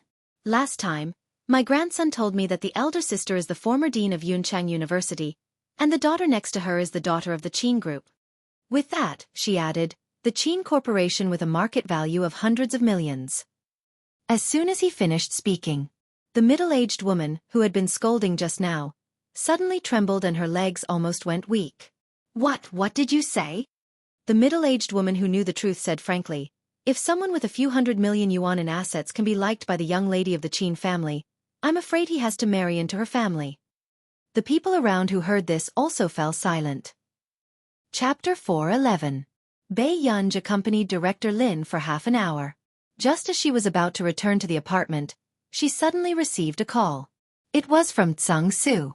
Miss Pei. Bei Yunji asked, What's wrong? Is brother looking for me for something urgent? Tsang Su was silent for a moment, as if he was organizing his words. Then, Bei Yunji heard Tsang Su say, Miss Pei, it's like this. Your eldest brother, second brother, and third brother have all asked someone to send something over. However, it seems to be very expensive and needs you to check it. Hearing this, Bei Yunji suddenly remembered the key Qin Luyen had given her last time. He had sent the safe to the Hua Corporation? Then what did Qin Yu and Qin Lang send her? Bei Yunji's eyes twitched. Okay, then I'll come over in the afternoon. Okay, sorry to trouble you, Miss Pei. Master Du isn't around today. Otherwise, it would be the same if he signed for it. I'm having a meeting at the branch office too. I don't know if I can go back in the afternoon. It's all right. Thank you for your hard work. Bei Yunji smirked. After hanging up, Director Lin could not help asking, you're leaving in the afternoon? What time are you leaving? I'm going to the Hua Corporation to sign a package. Bei Yunji nodded. Director Lin hid the dimness in her eyes and smiled quickly. Okay, then Grandma will cook early. Bei Yunji looked at Director Lin. On the way, she suddenly asked, Grandma, are you free in the afternoon? Director Lin turned around. Yes, why? Then do you have time to accompany me to the company to sign for a package? After signing it, we'll go shopping. Bei Yunji said with a smile, but her eyes swept past Director Lin's sleeves that had turned white from washing. Hearing this, Director Lin's eyes lit up. Sure, Grandma will go to the mall to buy you some food. I'll leave it at home. Okay. Bei Yunj chuckled and opened the umbrella naturally to shield Director Lin from the sun. In the afternoon. At the Hua Corporation. Maching. Manager Chen dotes on you too much. He didn't even scold you when you were late. Two women were chatting at the desk. So what if you don't reprimand me? The Hua Corporation has a fingerprint card. If I'm late 3 times a month, my entire monthly salary will be automatically deducted. The woman said coquettishly, if you're late 5 times in 3 months, you'll be fired. You're still afraid of being fired? Your family is so rich. You carry bags that are worth tens of thousands and wear branded clothes. The short-haired woman was envious. By the way, where do you live? Hearing this, Himaching's smile froze. My house is quite far away. The neighborhood is usually very strict, so I can't bring anyone there. Unexpectedly, when the woman heard this, her expression became even more envious. It's a detached villa, right? I heard that some residential areas are especially luxurious and don't allow people to bring people in. Himaching smiled and patted her. How did you know? Although Himaching did not point it out, in the eyes of others, Himaching admitted the fact that she lived in a villa. Seeing this, many people felt envious. However, in the Hua Corporation, there were many people who could afford to live in villas. However, most of them were employees on the 3rd floor and above. Not long after, a clear female voice rang out. Sister Shu, someone is looking for you. He said he's here to get a package. At this moment, the people on the 2nd floor were stunned. Coming to the Hua Corporation to get a package. What was going on? Wasn't it clearly stated that other than office supplies, no one was allowed to send anything to the company? Sister Shu doesn't seem to be around. Why don't you let that person wait outside? Chapter 4:12. Sister Shu doesn't seem to be around. Why don't you let that person wait outside? Hearing this, that person was stunned. Then I'll bring her to the VIP room? Himaching sneered. CEO Hong is in the VIP room. Can you take responsibility for offending him? Just get her to wait downstairs. This isn't too good. After all, she's here to look for Sister Shu. The woman with the bra was a little reserved. Himaching glanced at her with a hint of disdain and sarcasm in her eyes. Her face was full of superiority. Judya, you have to work hard too. A year ago, we were in the same batch of interns.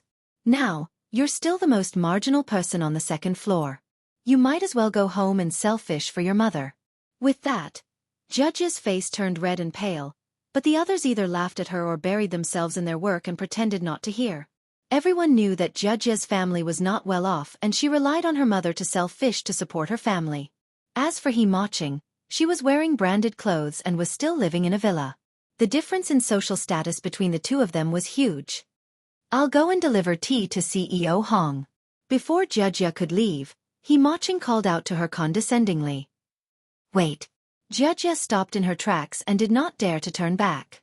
At this moment, Himaching walked towards her and smiled softly. I'm afraid you can't take care of CEO Hong. Let me send him off. As for the one who came to get the parcel, tell her not to go upstairs. Who knows if her hands and feet are clean? With that said, Himaching smiled and left confidently. When Judya left with an ugly expression, she bumped into Himaching touching up her makeup at the corner of the long corridor.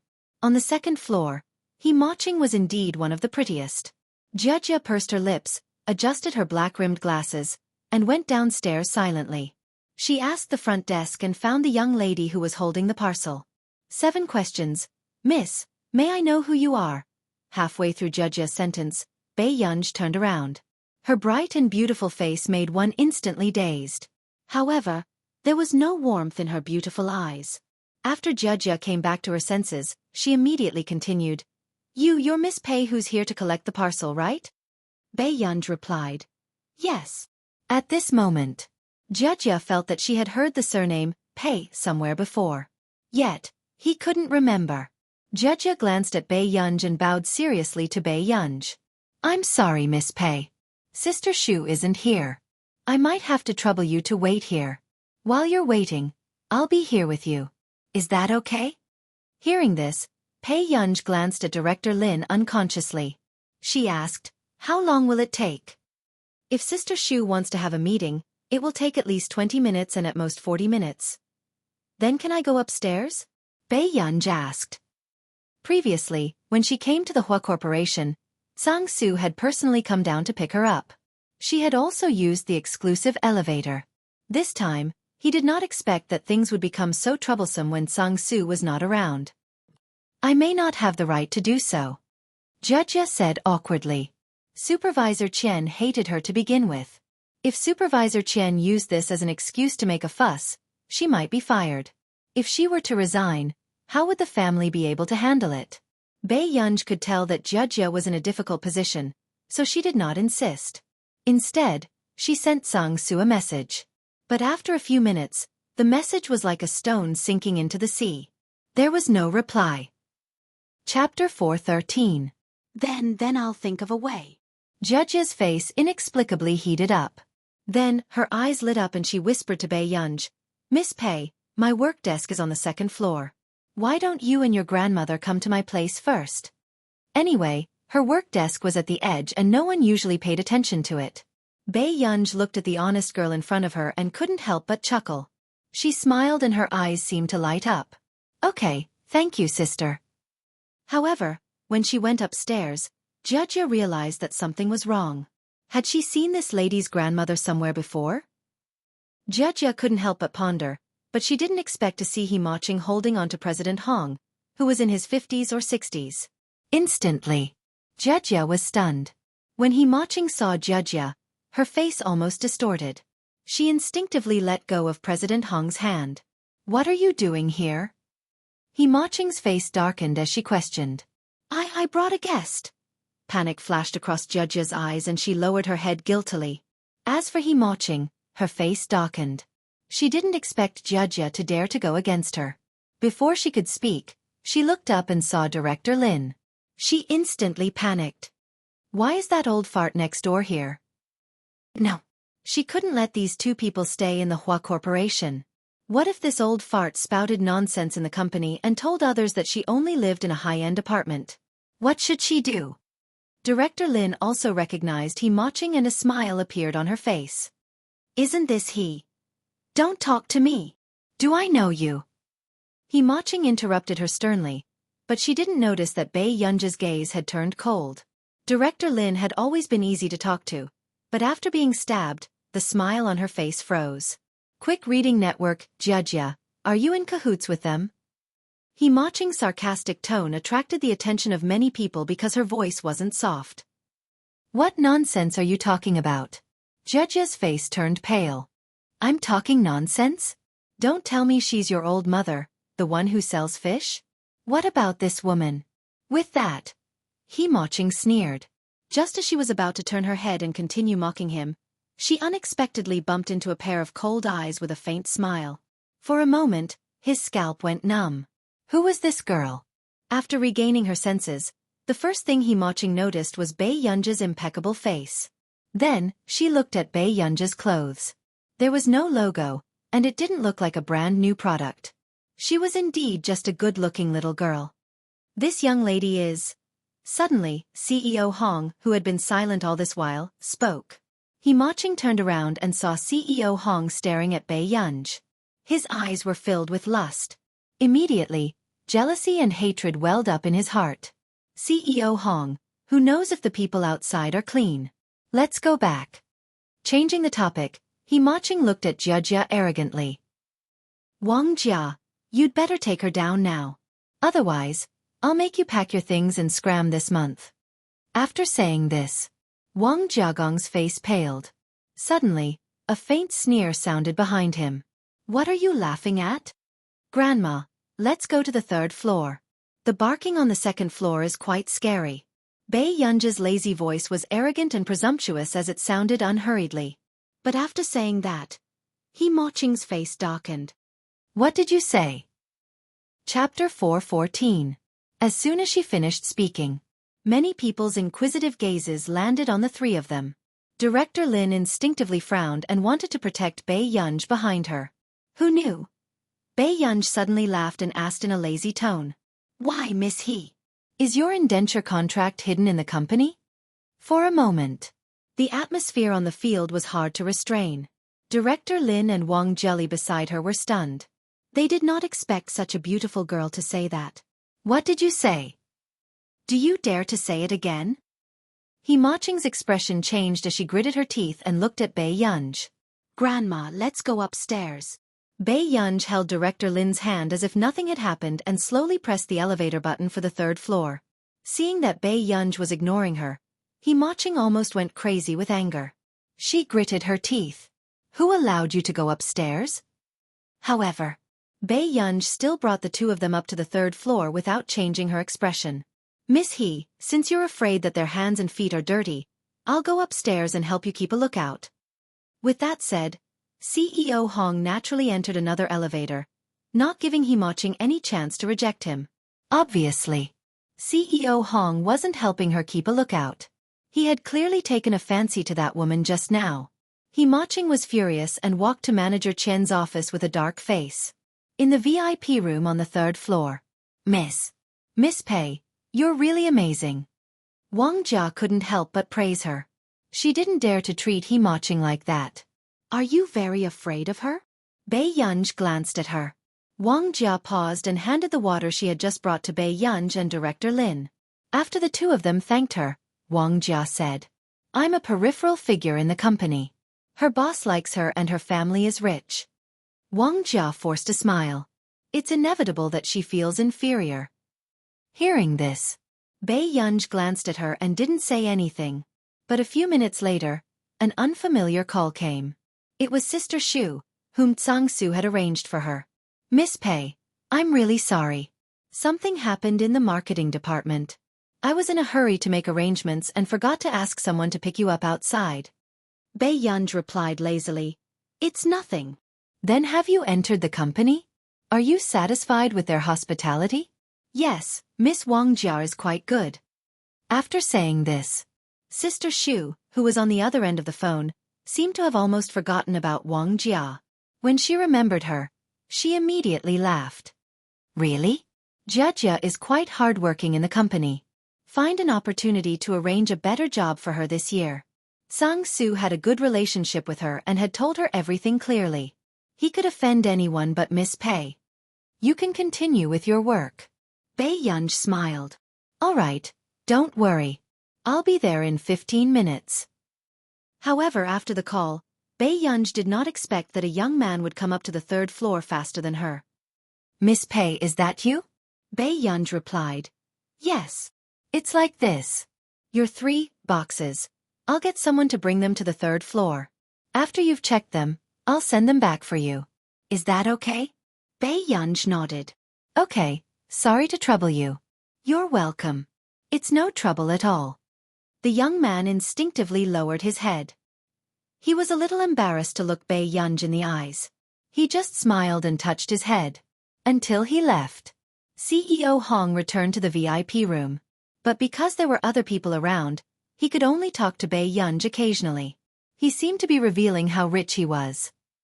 Chapter 4:15. However, from the beginning to the end, Bei Yunj did not even look at him. The atmosphere was very awkward. Only Director Lin stared at him expressionlessly. It was as if in the next moment, the environmental bag that Director Lin was carrying could very well hit his head. At this moment, He Maching also came up aggressively with Manager Chen. Manager Chen, no matter what you say this time, you have to punish Wang Jia. He Maching attracted the attention of many other employees. Of course I will punish her. I will make Wang Jia and those 2 people scram together. Manager Chen sneered. Why didn't he know that the Hua Corporation was about to become a courier store? However, just as Manager Chen walked out of the elevator and towards the VIP room with a cold expression, an anxious voice sounded from behind. Don't walk so fast. You have to be careful with this thing, be careful. The 2 people who were carefully carrying the huge suitcase only paid attention to the suitcase in their hands and almost knocked Manager Chen to the ground. Brother, are you all right? I'm sorry. The person carrying the huge suitcase wanted to poke his head out to look at Manager Chen, but was completely blocked by the suitcase. He could only shout at the back. After apologizing, the 2 of them carried the suitcase into the VIP room. However, when Manager Chen saw this scene, he was so angry that smoke almost came out of his 7 orifices. However, before Supervisor Chen could start cursing, another 4 people came from behind, carrying 2 large safes. Everyone was stunned. What the heck? Packages are stored in safes? I almost thought that there were gold and silver treasures inside. Ha ha ha, did you see that suitcase clearly? It's a limited edition custom-made VIO. It costs 6 to 7 million yuan. It's hard to buy it even if you have money. Do you think a normal person would use this suitcase to store packages? Hearing this, everyone understood. So it was a high-end imitation. At this moment, Manager Chen had already walked into the VIP room with a dark expression. The others were also secretly watching. CEO Hong deliberately said to Bei Yunj, "It's normal for girls to like luxury goods.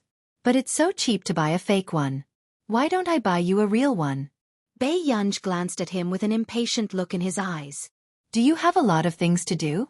Just as CEO Hong was about to continue speaking, his eyes met with Bei Yunj's cold gaze, and he subconsciously felt a chill run down his spine. Subsequently, before Bei Yunj could take out the keys from her pocket, she heard He Maching speak arrogantly.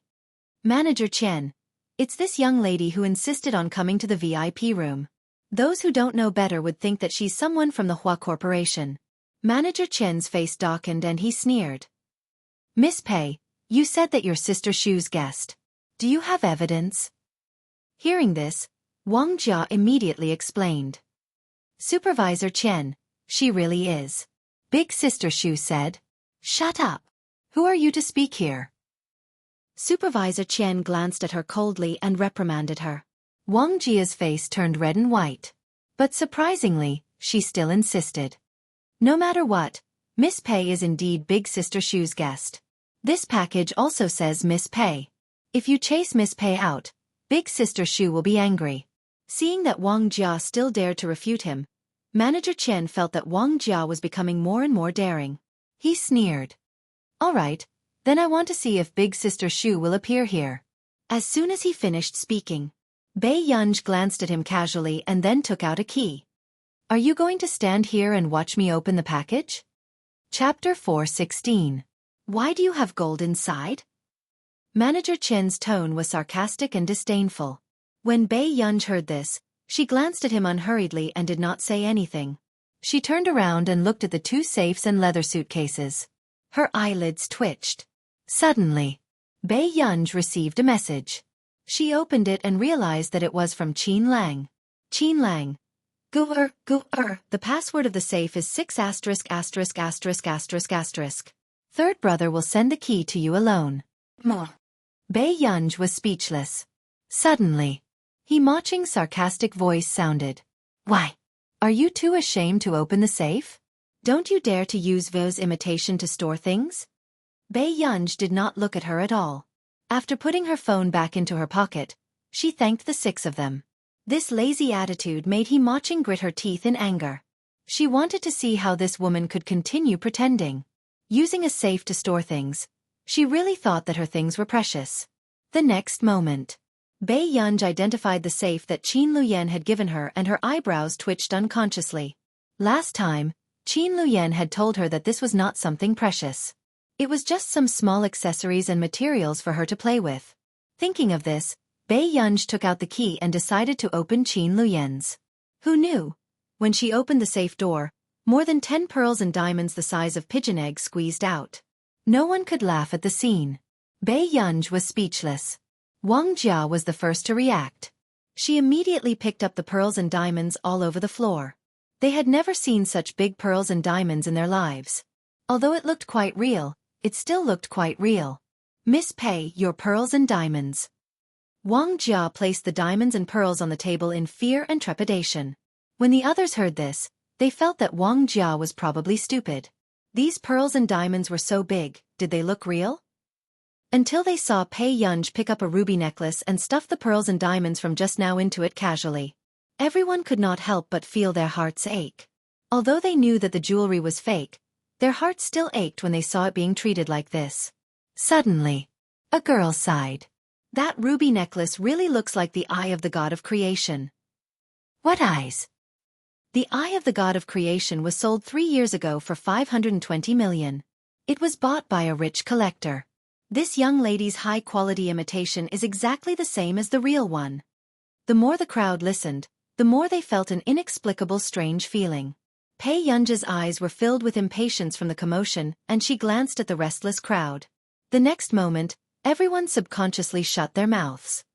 Just sign for it. Bei Yunji was not in the mood to continue driving. Miss, please open it. The person who spoke felt his scalp go numb. If these were lost, even if the 6 of them went to the black market to sell their organs, they wouldn't be able to afford it. Bei Yunji. Not long after, Bei Yunji continued to open the suitcase. Inside were some fashionable leather bags and clothing accessories.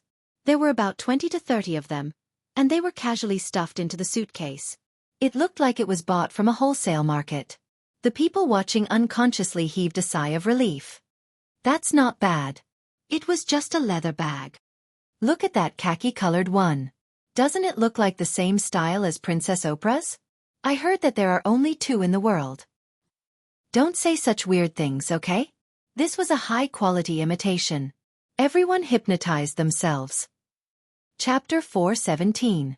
But then again, why didn't they see any WeChat merchants selling such high-quality imitations? Just as everyone was struggling to figure out what was going on, a trace of doubt appeared in their hearts. Suddenly, Bei Yunji took out a bag and turned to ask, "Grandma, how do you usually store food in this bag?" Everyone was speechless.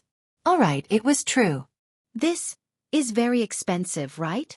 Director Lin had a feeling that the things bought by the 3 young masters of the Qin family would not be cheap. It's all right, Bei Yunji said slowly. The brand of this bag seemed to be created by Jasmine's grandfather. A few times, Jasmine's father wanted to send her some, but she did not need them, so she rejected them. Okay, this looks quite waterproof. Director Lin was happy. Pei Yunji glanced at him and nodded very respectfully. Everyone was speechless. Was a high-quality imitation not worthy of being treated well? Used to store food? Suddenly, a strange light flashed across Manager Qian's eyes and he sneered. Do you know that it's illegal to produce high-quality imitation luxury goods? Even if Bei Yunji did not make it, Bei Yunji had bought so many fake goods. He could deliberately report her for illegal trafficking. Manager Qian sneered. I'll call the police now. Let's see how arrogant you can be. With that, Wang Jia immediately panicked. But before she could explain, she heard a dignified female voice. Hey, Qian Di, who do you want to call the police to arrest? As soon as she finished speaking, everyone did not even dare to join in the fun, afraid that they would be caught by the female devil. When Manager Qian heard this voice, his smile froze. Why was Sister Shu really here? Shu! Manager Qian slowly turned his head. When he saw Sister Shu, he was about to flatter her when he saw Sister Shu walk to Bei Yunji. Miss Pei, I'm really sorry to have made you wait here for so long. At this moment, everyone froze. What did Sister Shu mean? This was the VIP room. Actually, there's a lounge on the 6th floor. If Assistant Tsang is not around next time, I'll take you there. Sister Shu smiled. Everyone was speechless. Only the big shots of the top management deserve to have the lounge on the 6th floor. Nothing, I just came to check on the delivery. When Sister Shu heard this, she smiled and looked at Principal Lin again, her eyes full of admiration. You must be Dean Lin Longjun? I used to be from Yuncheng University, but I didn't have the chance to meet you. In an instant, Wang Jia was stunned. Who was it? President Lin Longjun. Wang Jia suddenly raised her head and looked at Director Lin. She suddenly remembered why this person looked so familiar. On the commendation wall of Yuncheng University, wasn't this person standing next to the former principal? Not only Wang Jia, but everyone else also suspected that they were dreaming. What did Sister Shu just say? However, Sister Shu stood at the side and was still chatting with Bei Yunji. She smiled gently and said, One of these bags is in the hands of Oprah. I didn't expect that CEO Qin would buy the other one for you. He didn't buy this. He bought the things in the first safe. Qin, you had bought these bags. So that's how it is. I forgot that the other 2 young masters of the Qin family also dote on you. Sister Shu laughed involuntarily. Pei Yun's lips twitched and she opened the third box. It was a gift from Qin Lang. They were all raw stones like Hetian jade, and Dushan jade that Qin Lang liked to collect in the past, as well as a few calligraphy and paintings. And Qin Lang had asked her to take a photo with him last time. Chapter 4:18. Bei Yun picked up the photo casually and suddenly felt something hard on the back of the photo. She flipped it over instinctively. She did not expect a bank card to be pasted on the back. Then, just as Pei Yun had yet to regain her senses, someone suddenly approached her from behind. Who gave this to you? Bei Yun turned back instinctively and saw Qin Yu's arrogant and handsome face. Then before Bei Yun could speak, Qin Yu saw the photo and narrowed his good-looking eyes. He snorted coldly. No wonder he didn't show me what he sent. He never thought that Qin Lang would do such a thing behind his back. This card. Before Bei Yun could finish speaking, Qin Yu seemed to know what Bei Yun was thinking. This card seems to be the bonus and salary that Qin Lang has saved up from competitions over the years. After Qin Yu finished explaining, he specially explained, actually, it's not much. Second brother has saved more than him. Bei Yun was speechless. She really could not understand what these three people were trying to do. At this moment, when the people not far away saw this scene, they felt like they were in a dream. This was Qin Yu. It was their first time seeing Qin Yu coax this young lady like this. F***ck, did you hear that? Did Qin Yu call himself second brother just now? He even said that Qin Lang gave him that card? Someone suddenly regained their senses. Everyone was speechless. They weren't deaf, okay? Then this is Bei Yun, who was on the trending searches previously, right? The person beside her is director Lin Longjun. Everyone was speechless. They had been so focused on Qin Yu's face that they had forgotten such important information. In the electronic library, the elder young lady of the Qin family. F***ck, she's so good-looking? Instantly, everyone could not help but be shocked. This face is too good-looking. I'm willing to exchange 10 lifetimes of my IQ for her looks. Boo-hoo. The boy beside her muttered softly, first of all, you have to have IQ. The round-faced girl gave the boy who spoke a death smile. The boy. Did women nowadays not like to hear the truth? At this moment, many people couldn't help but look at Bei Yun curiously after learning of her identity. After all, this was the real young miss of the Qin family. However, He Ma-ching, Manager Chen, and CEO Hong's expressions were especially stiff. She was actually the eldest daughter of the Qin family. Especially He Ma-ching, who had suddenly found out about Bei Yun's identity. She was afraid and jealous. Why did Bei Yun have such a good life? She was born a rich heiress and was doted on by 3 older brothers? What about her? In order not to let others look down on her, she gritted her teeth and moved into a high-end apartment. In order to buy branded clothes, she had to please the supervisor and seduce the greasy boss of the company. He Ma-ching could not help but clench her fists and look at Bei Yun sinisterly. Who knew? Suddenly, Sister Shu turned around and met He Ma-ching's eyes. He Ma-ching was shocked. Seeing this, Sister Shu curled her lips coldly and looked at Supervisor Chen first. Supervisor Chen, why did you call the police to arrest Miss Pei just now? Tell me clearly. With that said, Supervisor Chen felt a cold gaze appear in Qin Yu's eyes and it landed on him. He was so scared that his legs almost went weak. This is a misunderstanding, Sister Shu. Chapter 4:19. These words made Qin Yu laugh. However, his handsome and noble face was covered in coldness and his tone was exceptionally dangerous. You dare to arrest my sister and take her to the police station just because of a misunderstanding? No, Manager Chen's face paled and a chill ran down his spine. No? Then tell me, what did the elder young miss of the Qin family do that you want to send her to the police station? Qin Yu looked at him, but his smile did not reach his eyes.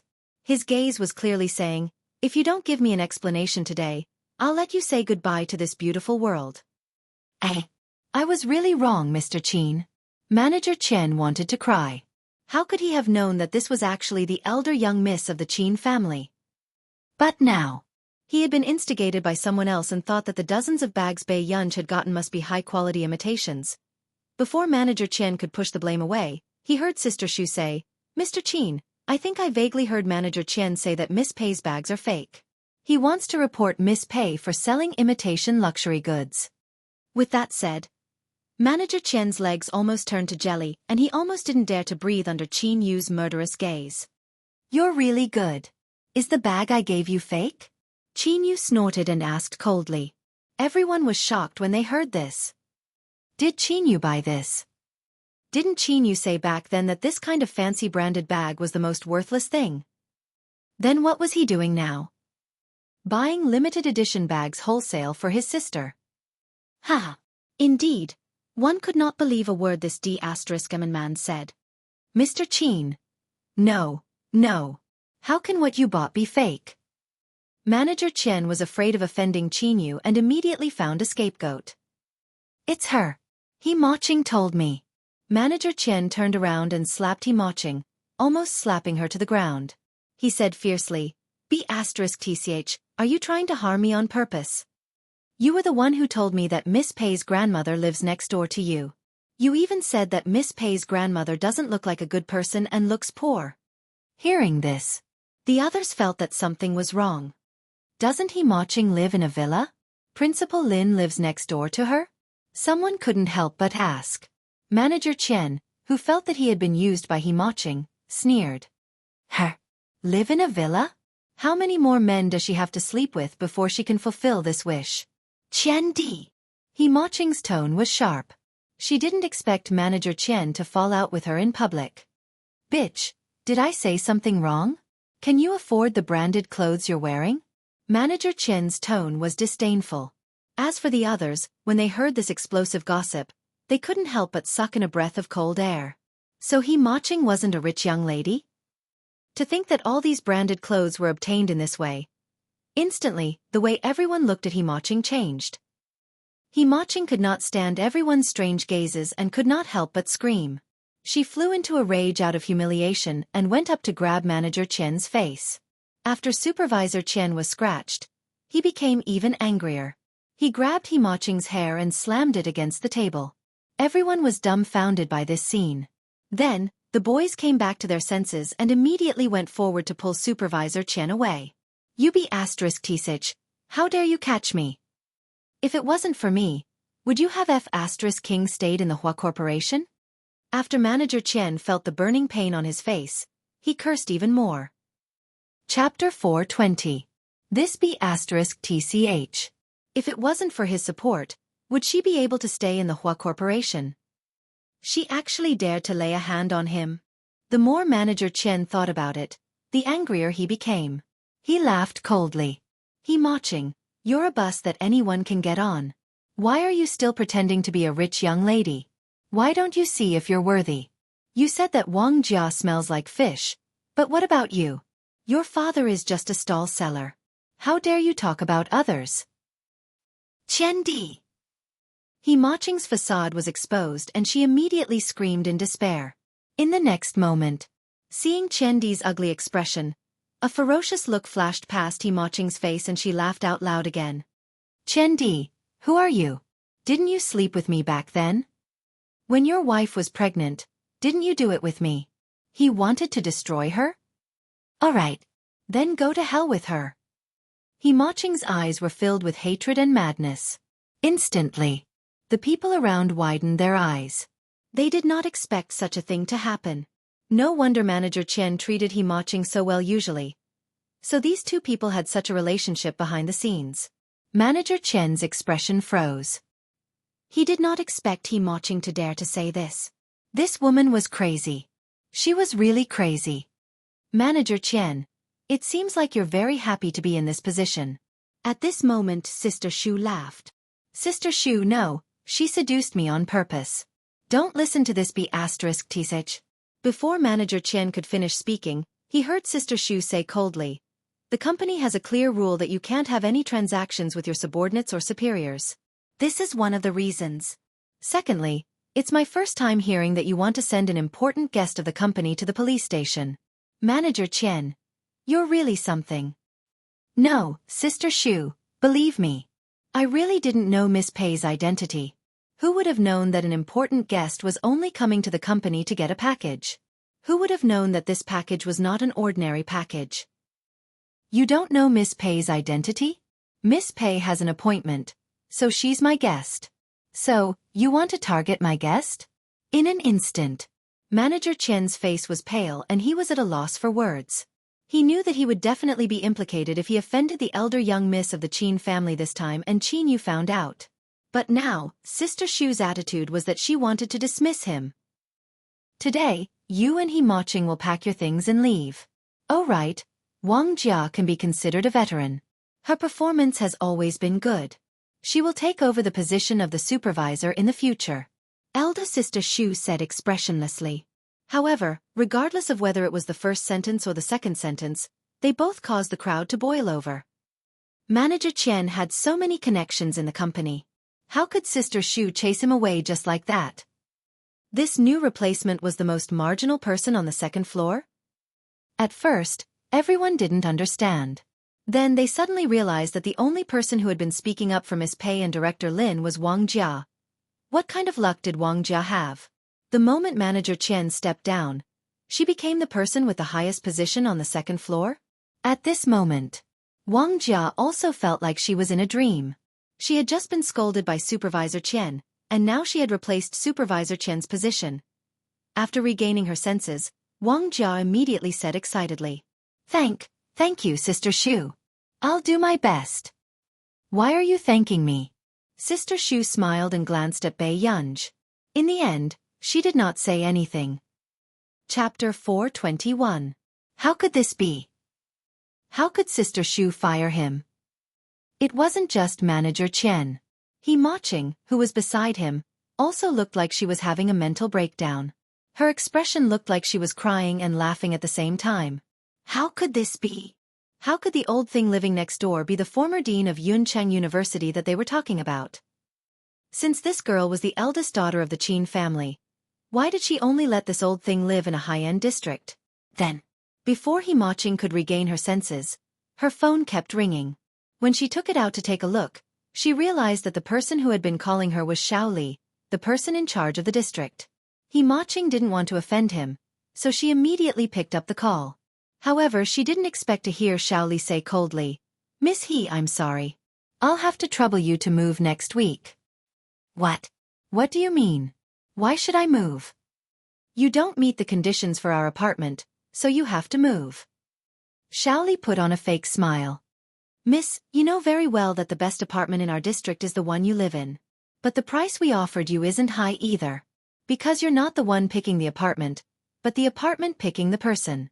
The last sentence seemed to have a deeper meaning. When he Maching thought about how she had just been fired by the Hua Corporation and was now forced to move, resentment and anger rose in her heart. It's you. You did it. He Maching turned around and gritted her teeth as she looked at Bei Yunj. How dare you treat me like this? Why wouldn't I dare? Bei Yunj sneered. His lazy eyes were indescribably arrogant as he asked unhurriedly. He Maching didn't expect that with so many people around, Bei Yunj would dare to admit it directly. You'll get retribution. Just because you don't like me, you're deliberately taking revenge on me. Miss He, you're thinking too much. I'm thinking too much? Then why should I move out? Hearing this, Bei Yunj looked up unhurriedly. After looking at her for a while, he asked with a faint smile, Why should I rent the house under my name to you? As soon as he finished speaking. At first, everyone didn't understand, but then they had a bold guess.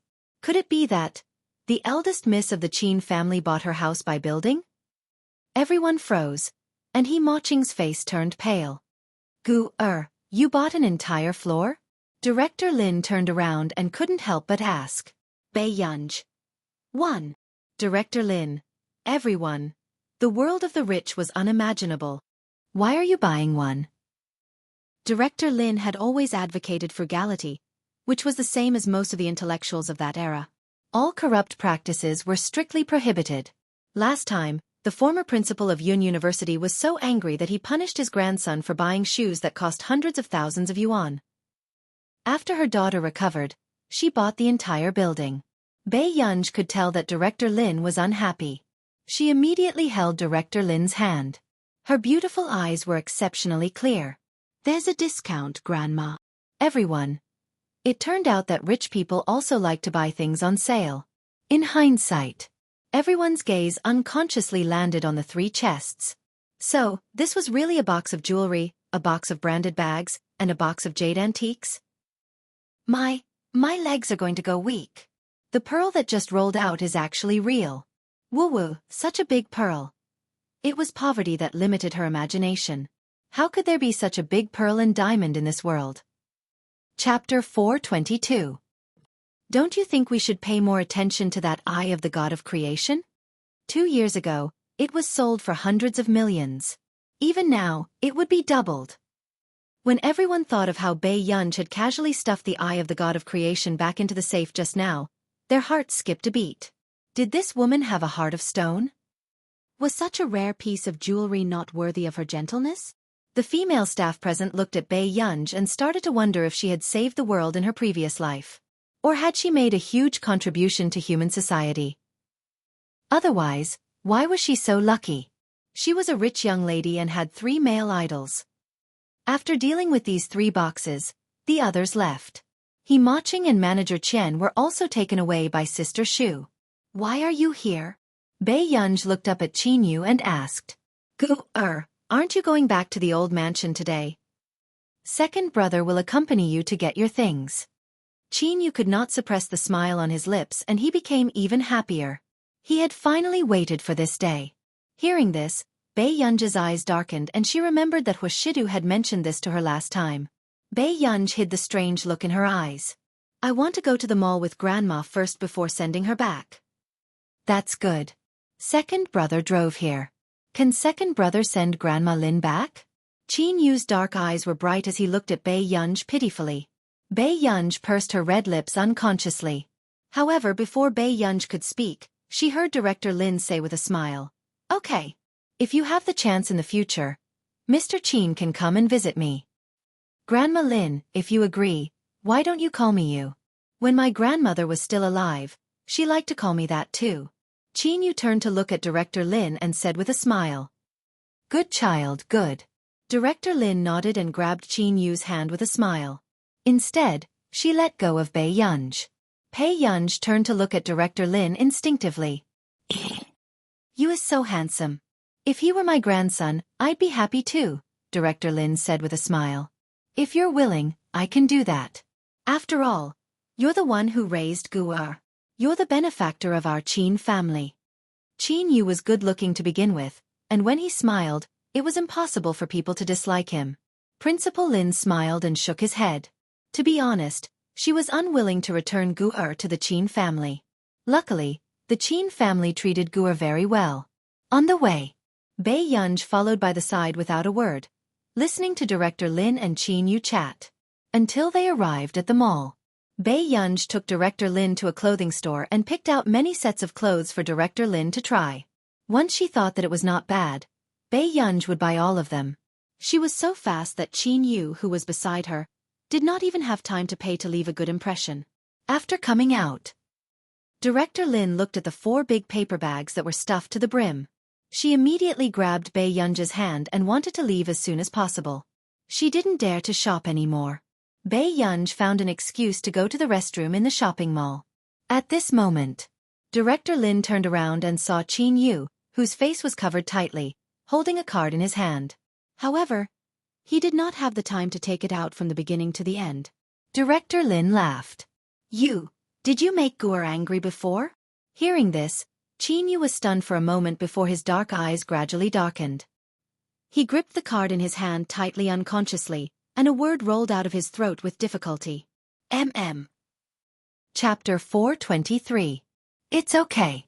Gu'er is easy to coax. She'll forgive you. Director Lin smiled. How could she not tell that this big boy was really good to Bai Yunj? However, when Qin Yu heard this, his throat tightened and he lowered his head even more. There was an imperceptible bitter smile in his voice. "But I've done something unforgivable." It made him want to kill himself back then. Qin Yu pulled down the brim of his hat and the redness in his eyes could not be seen clearly. However, his voice was a little hoarse. He laughed helplessly. "It doesn't matter if you forgive me or not. It's okay. I'll treat Guer well for the rest of my life. What right did he have to get Guer's forgiveness? Director Lin was stunned for a moment before she smiled helplessly. Her turbid eyes seemed to be able to see through everything. Director Lin patted Qin Yu's shoulder and helped him adjust his sleeves. She was kind and gentle. Our Yu is actually a good child, right? It was not the first time Director Lin had seen Qin Yu. On the contrary, Qin Yu had looked for her many times, wanting to support Guer. Take good care of Guer for Grandma, okay? Director Lin and Qin Yu sat in the resting area at the side. Qin Yu heard Director Lin say with a helpless smile, "In the past, Guer was gloomy and looked very lonely. Now, Guer looks very good, but her eyes make me feel that she's very lonely. But how many more years can I look forward to? How can I take care of her forever?" In the past, she was afraid that if she passed away, no one would take care of Guer. Now that she saw that so many people doted on her, she was relieved. Grandma will definitely live to be 100 years old. With that said, Qin Yu added, "In Guer's heart, no one can replace your position in her heart." When Bei Yunj returned, Director Lin watched as she brought over 4 big bags of things. Unlike her usual self, she did not complain that Bei Yunj had bought too much. Instead, she took the paper bag from Bei Yunj's hand and handed it to Qin Yu. She asked Qin Yu to hold it for her. This made Bei Yunj look at Qin Yu unconsciously. Electronic bookstore. After a moment of silence, she said, "Thank you." Guer, you have to be polite to your elders, Director Lin reminded her with a smile. Bei Yunj glanced at Qin Yu and was silent for a while. "Thank you, second brother." As soon as he finished speaking, Qin Yu froze. What did he hear? Did Guer just call him second brother? "I am fine." Qin Yu took a deep breath unconsciously and suppressed his excitement. Bei Yunj also nodded very affectionately, before she picked up the other bags and left. Along the way, Qin Yu called out to Guer even more frequently, his face like a spring breeze. While waiting for the traffic light, he took out his phone out of boredom. Suddenly, he remembered the group chat. Bei Yunj parents. Qin Yu. Just now I heard the words I wanted to hear the most in my life. Qin Yu. I really want to share my happiness with all of you at all members. Qin Lang. Are you crazy? Qin Luyan. Homeroom teacher. Slowly typing a question mark. JPG. Qin Yu. I'm sorry, Teacher Ha Won. I forgot you were here too. Kiss. Kiss. The homeroom teacher of Class 7 who was preparing for class at home, could not help but feel his eyelids twitch. He really knew too much in this group. If others knew how the 3 young masters of the Qin family were jealous of their younger sister in the group, they would probably make the headlines. Chapter 424. The moment Teacher Wen sent this, Qin Yu's message popped up again. Qin Yu. Guer said thank you to me just now. Qin Lang. You don't have to thank me if you're close, understand? Grin. Qin Yu. She even called me second brother, instantly. The entire group fell silent. Teacher Wen, who had been watching the screen, also felt his eyelids twitch. He did not expect the Qin family to be so obsessed with their sister. Could Bei Yunj's second brother be exchanged for gold? Did he have to show it off? Just as Teacher Wen felt that it was ridiculous, the atmosphere in the group became even worse. Qin Lang, smile, smile, smile, smile. Qin Yu, red packet, congratulations. Qin Yu, red packet, congratulations. Qin Yu, red packet, congratulations. This rain of red packets made Qin Lang, who was sitting in the club, so angry that he almost fumed. He knew that this B***starred was up to no good. He said that he had an event today and could not return to the old mansion to make him lower his guard. In the end, he went to look for Guer behind his back. Was there anything more inhumane than Qin Yu? Brother Lang, what's wrong? A member of the club beside him asked carefully. I'm fine. Taking a deep breath, Qin Lang slammed his phone on the table and continued training. This scene caused the surrounding members to be confused and frightened. The small group was also asking. Member 1. What's wrong with Brother Lang? Is his ex-girlfriend pregnant? Member 2. Stop talking nonsense. Brother Lang is a virgin. Where did his ex-girlfriend come from? Member 1. Then look at his expression. It looks like his girlfriend was stolen. What's going on? Member 3. Have you forgotten that other than girlfriends, there's another creature that can turn a homebody into a fighter? Member 3. Biological sister. Brother Lang's biological sister. Member 1.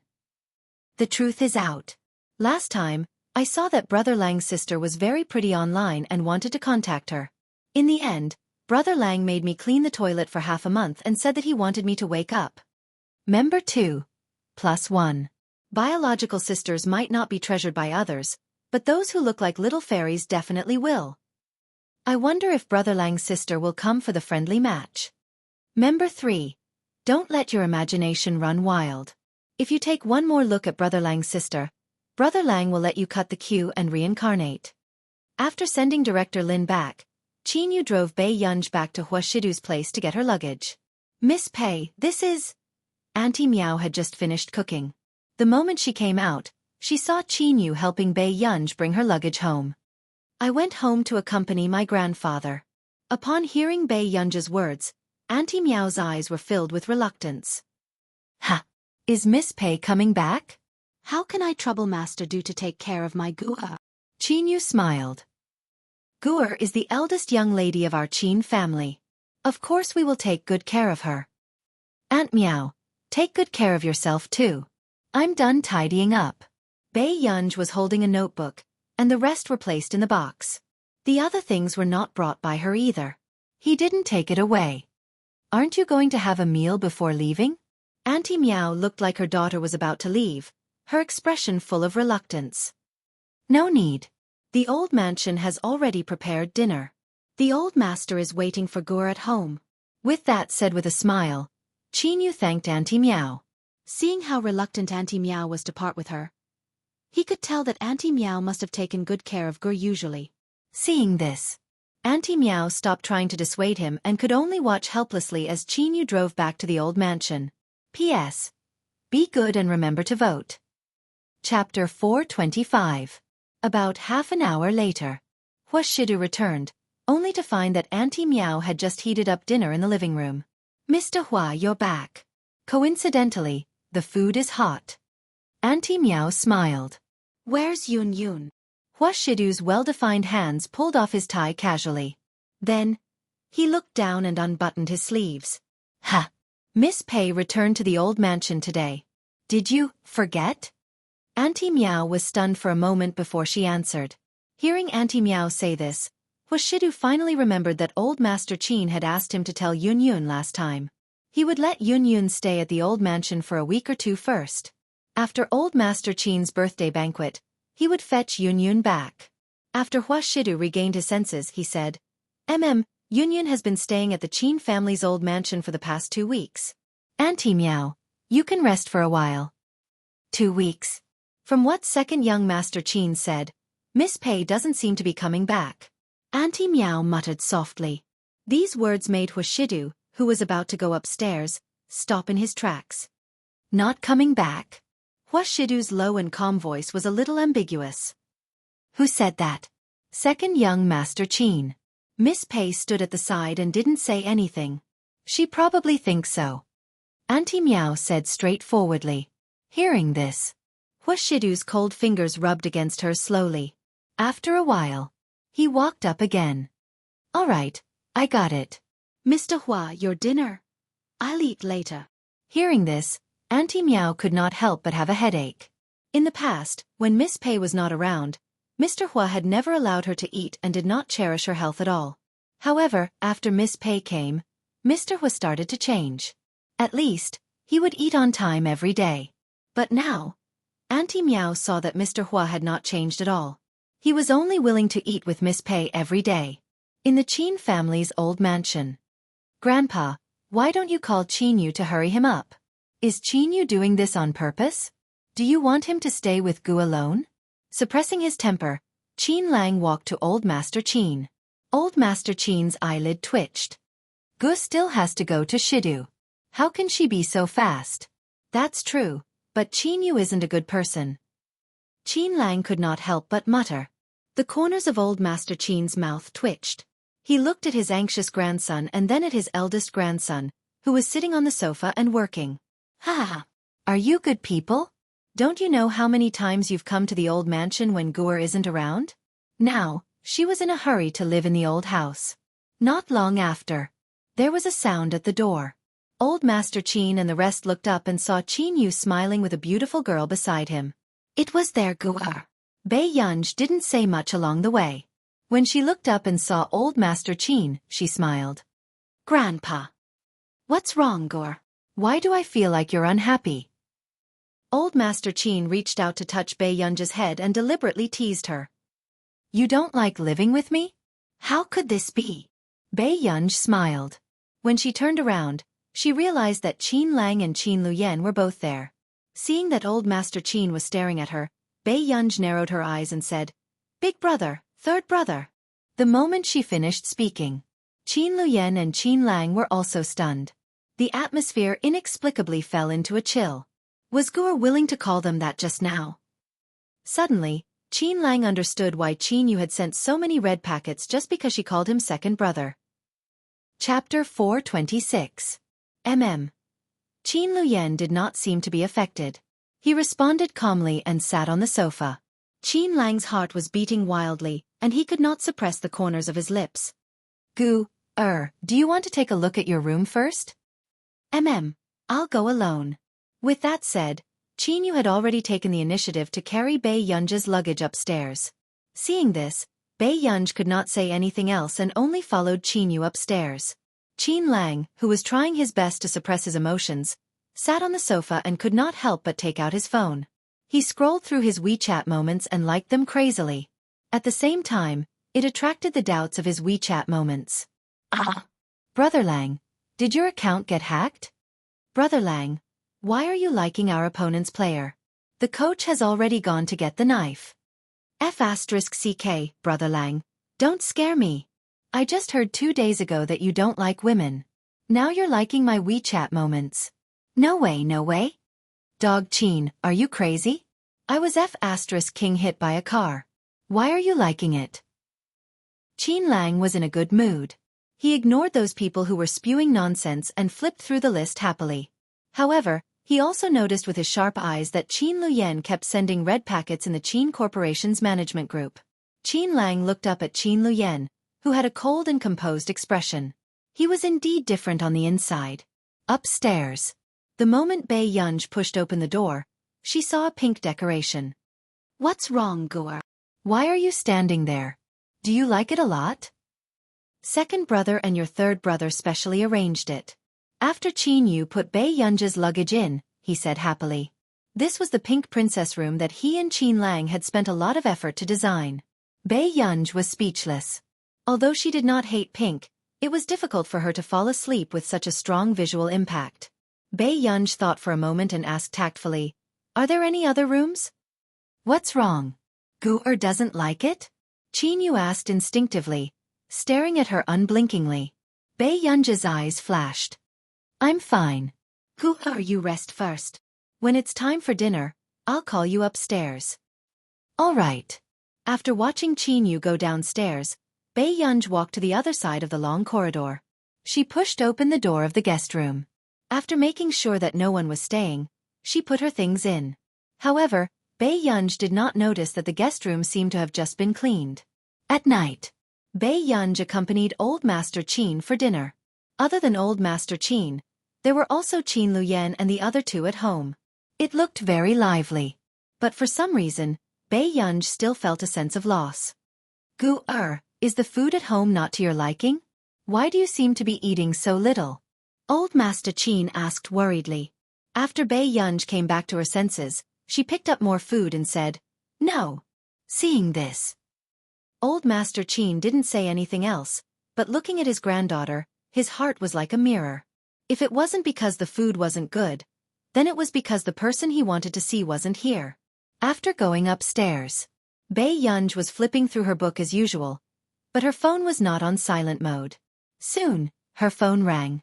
In less than 3 seconds, Bei Yunj picked up her phone and answered the call. Who knew? It was Delaney's voice from the other end. Miss Pei isn't busy?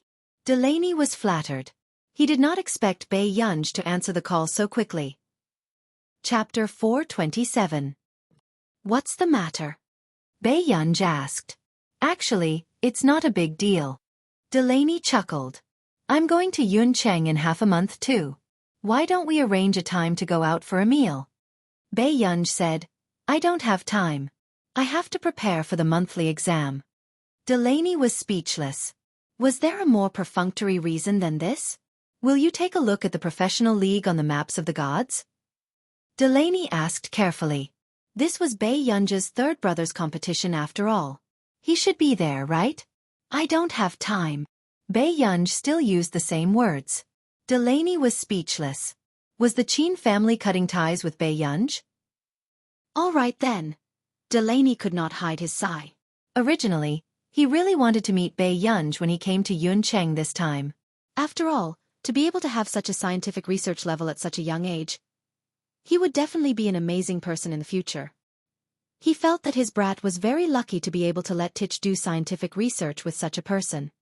My brat was still clamoring to come and see you. Then I'll tell him. Yunj suddenly interrupted him. Is Tich coming too? Delaney said without hesitation. Yes. Then let him come. Jasmine will come over when he's free. Yunj's words made Delaney suddenly feel that he was inferior to his son. He was a big boss with one of the top 3 assets in the world, yet he was inferior to his silly son. The next moment, before Delaney could feel indignant, he heard Yunj suddenly speak. Delaney, I know you have the idea of raising your son poor. But Tich has lost so much weight. As his father you have to be concerned. Delaney was speechless. He immediately said, Teacher Pei, did you misunderstand something? Is that so? I think Tich and Jasmine have been in low spirits recently. Although Yunj felt that her 2 students were not very smart, they were still her students. She didn't want anything to happen to her student. Delaney was silent for a moment. Teacher Pei, Tich and the others often stay up all night to complete your missions and don't have time to eat. That's why. They're not in good spirits. It wasn't because they didn't have enough money to eat. Yunj. Back then she had considered that Tich and Jasmine were slow in grasping the content, so she had given them very few missions. Did I arrange a lot? Yunj couldn't help but ask. In her previous life, when she had just started doing research, she had done the same amount of tasks every day. Even if they weren't used to it at first, they would get used to it quickly. Delaney thought for a moment and said tactfully, Teacher Pei, you might not know this, but most people won't be able to catch up to you in their entire lives. After all, back then, Tich had also felt that he was a genius that was hard to come by in 100 years. But when he entered Country R's Computing Institute, he finally sobered up. He even occasionally doubted himself and asked Delaney if it was better for him to go home and inherit billions of assets. Yunj was silent for a long time before hanging up after exchanging a few words with Delaney. A few minutes later, Yunj sent another message in the group chat with Tich and the other 2. Tomorrow's class will be changed to Sunday. There's no rush to send it to my email. Also, if you want to attend the academic exchange meeting in Country R next week, bring my invitation letter. Chapter 428. When Tich and Jasmine, who were working hard on their projects, saw this news, their eyes brimmed with tears of excitement and complicated emotions. Initially, they thought that their teacher had already despised them enough. It was very likely that she would report to Marcus that she wanted to change the 2 interns. However, they did not expect that their teacher would even give them an invitation to the R Nation's academic exchange. This was an academic exchange that everyone wanted to attend no matter what. Where did our teacher get an invitation to the R Nation's academic exchange? Tich was stunned for a moment before he asked in confusion. Only those at the top of the academic circle could have an invitation to the academic exchange. Although their teacher was indeed amazing, she did not have any stable scientific research results in the industry. At this moment, Marcus, who was engrossed in his project, suddenly looked up. Oh, I forgot to tell you. Busaka has specially invited your teacher to watch the award ceremony. I heard from the judges that your teacher's project was done too late and couldn't make it in time for this year's Busaka Award. Therefore, they invited your teacher to watch the venue first and wait for the next one. Tich and Jasmine. Was there such a thing? This was the KZ Busaka Award, the highest award in the computing field. Marcus smiled as if he could see their shock. He said leisurely, That's more like it. You 2 brats. don't drag her down too much. As for the invitation to the Our Nation's academic exchange, they had probably heard about Busaka and were deliberately trying to curry favor with Bei Yunj. After all, to the public, was still a very unfamiliar existence. Every year, Our Nation would invite the top researchers to speak at the conference. Naturally, they would want to build a good relationship with Bei Yunj. They hoped that if there was a chance in the future, Bei Yunj would give them some face. Marcus could not help but snort. These two hotheads still did not know what level of thigh they had cozied up to. Are we really dragging Teacher Pei down?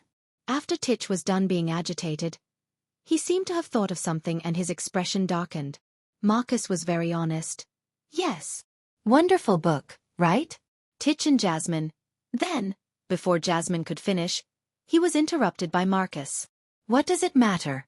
How many people in this world wouldn't be a burden to her? Titch and Jasmine. It seemed to make a lot of sense. You guys should work harder and make her less upset. Marcus couldn't help but stifle his laughter when he saw the two young geniuses doubting their lives. They were lucky and unlucky to have met such a teacher. As a genius, there were many times when the teacher couldn't keep up with the student halfway through learning. But now, Titch and Jasmine's situation was reversed. He became a student who couldn't catch up to his teacher no matter what.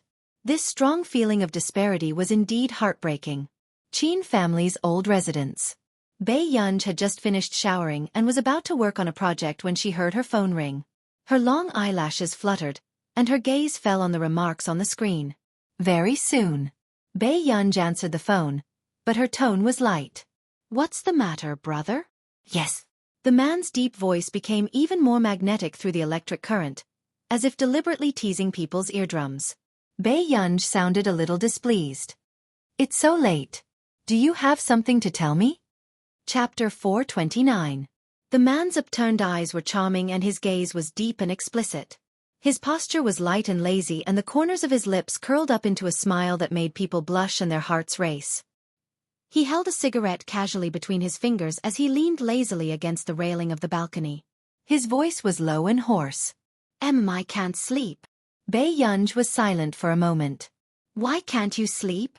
This man could not take good care of himself when he was working.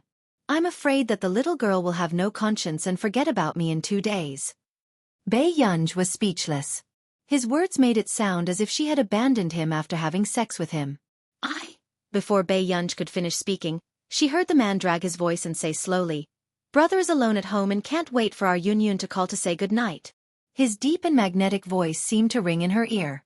His laughter was very sexy and his tone was frivolous and ambiguous. Have I served you for nothing, Yunyun? The moment he finished speaking, Bei Yunj felt as if her ears had been scalded and her temperature rose rapidly. She almost threw her phone away. What was wrong with this man recently? Did he think that she could control herself very well, or did he really treat her like a child who did not know anything about relationships? But after a while, Bei Yunj still took a deep breath to make herself look calm. Brother, you're only thinking about having someone accompany you when you're old. Who knew? The man only chuckled softly and asked intimately, Really? Then when is Yunyun going home to accompany brother? Hearing this, Bei Yunj's heart skipped a beat. The next day, Bei Yunj woke up very early. Although she did not sleep much, she was inexplicably energetic. As for the 3 members of the Qin family, because Bei Yunj had said last night that she did not like people knocking on the door to disturb her, they did not dare to go upstairs to look for her. They were afraid that Bei Yunj would find them clingy. Happy. Gur, you're so early? Qin Yu and Qin Luyen were both there. As a senior internet addict, Qin Lang found it difficult to wake up at 6 in the morning. Bei Yunj sat on the sofa and glanced around but did not see old Master Qin. Where's Grandpa? They're doing Tai Chi in the backyard. Qin Yu was used to it. Bei Yunj nodded and didn't say anything more. She started to play with her phone. After that, she saw Jian Shi's message. Jian Shi, I'm so angry. I'm so angry. Jian Shi, I knew that Hong Chongjin, that old thing, was the most despicable.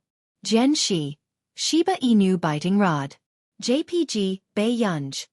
After a while, Bei Yunj replied. YGG. Who is he? At this moment, Jian Shi, who was far away in Yun University's dormitory, was shocked when she saw the news. Although she felt that her teacher might really not know Hong Chongjin. But if Hong Chongjin knew about this, he would probably be angered to death. Jian Shi, one of the founders of the Qingchong Computing Center, Hong Chongjin.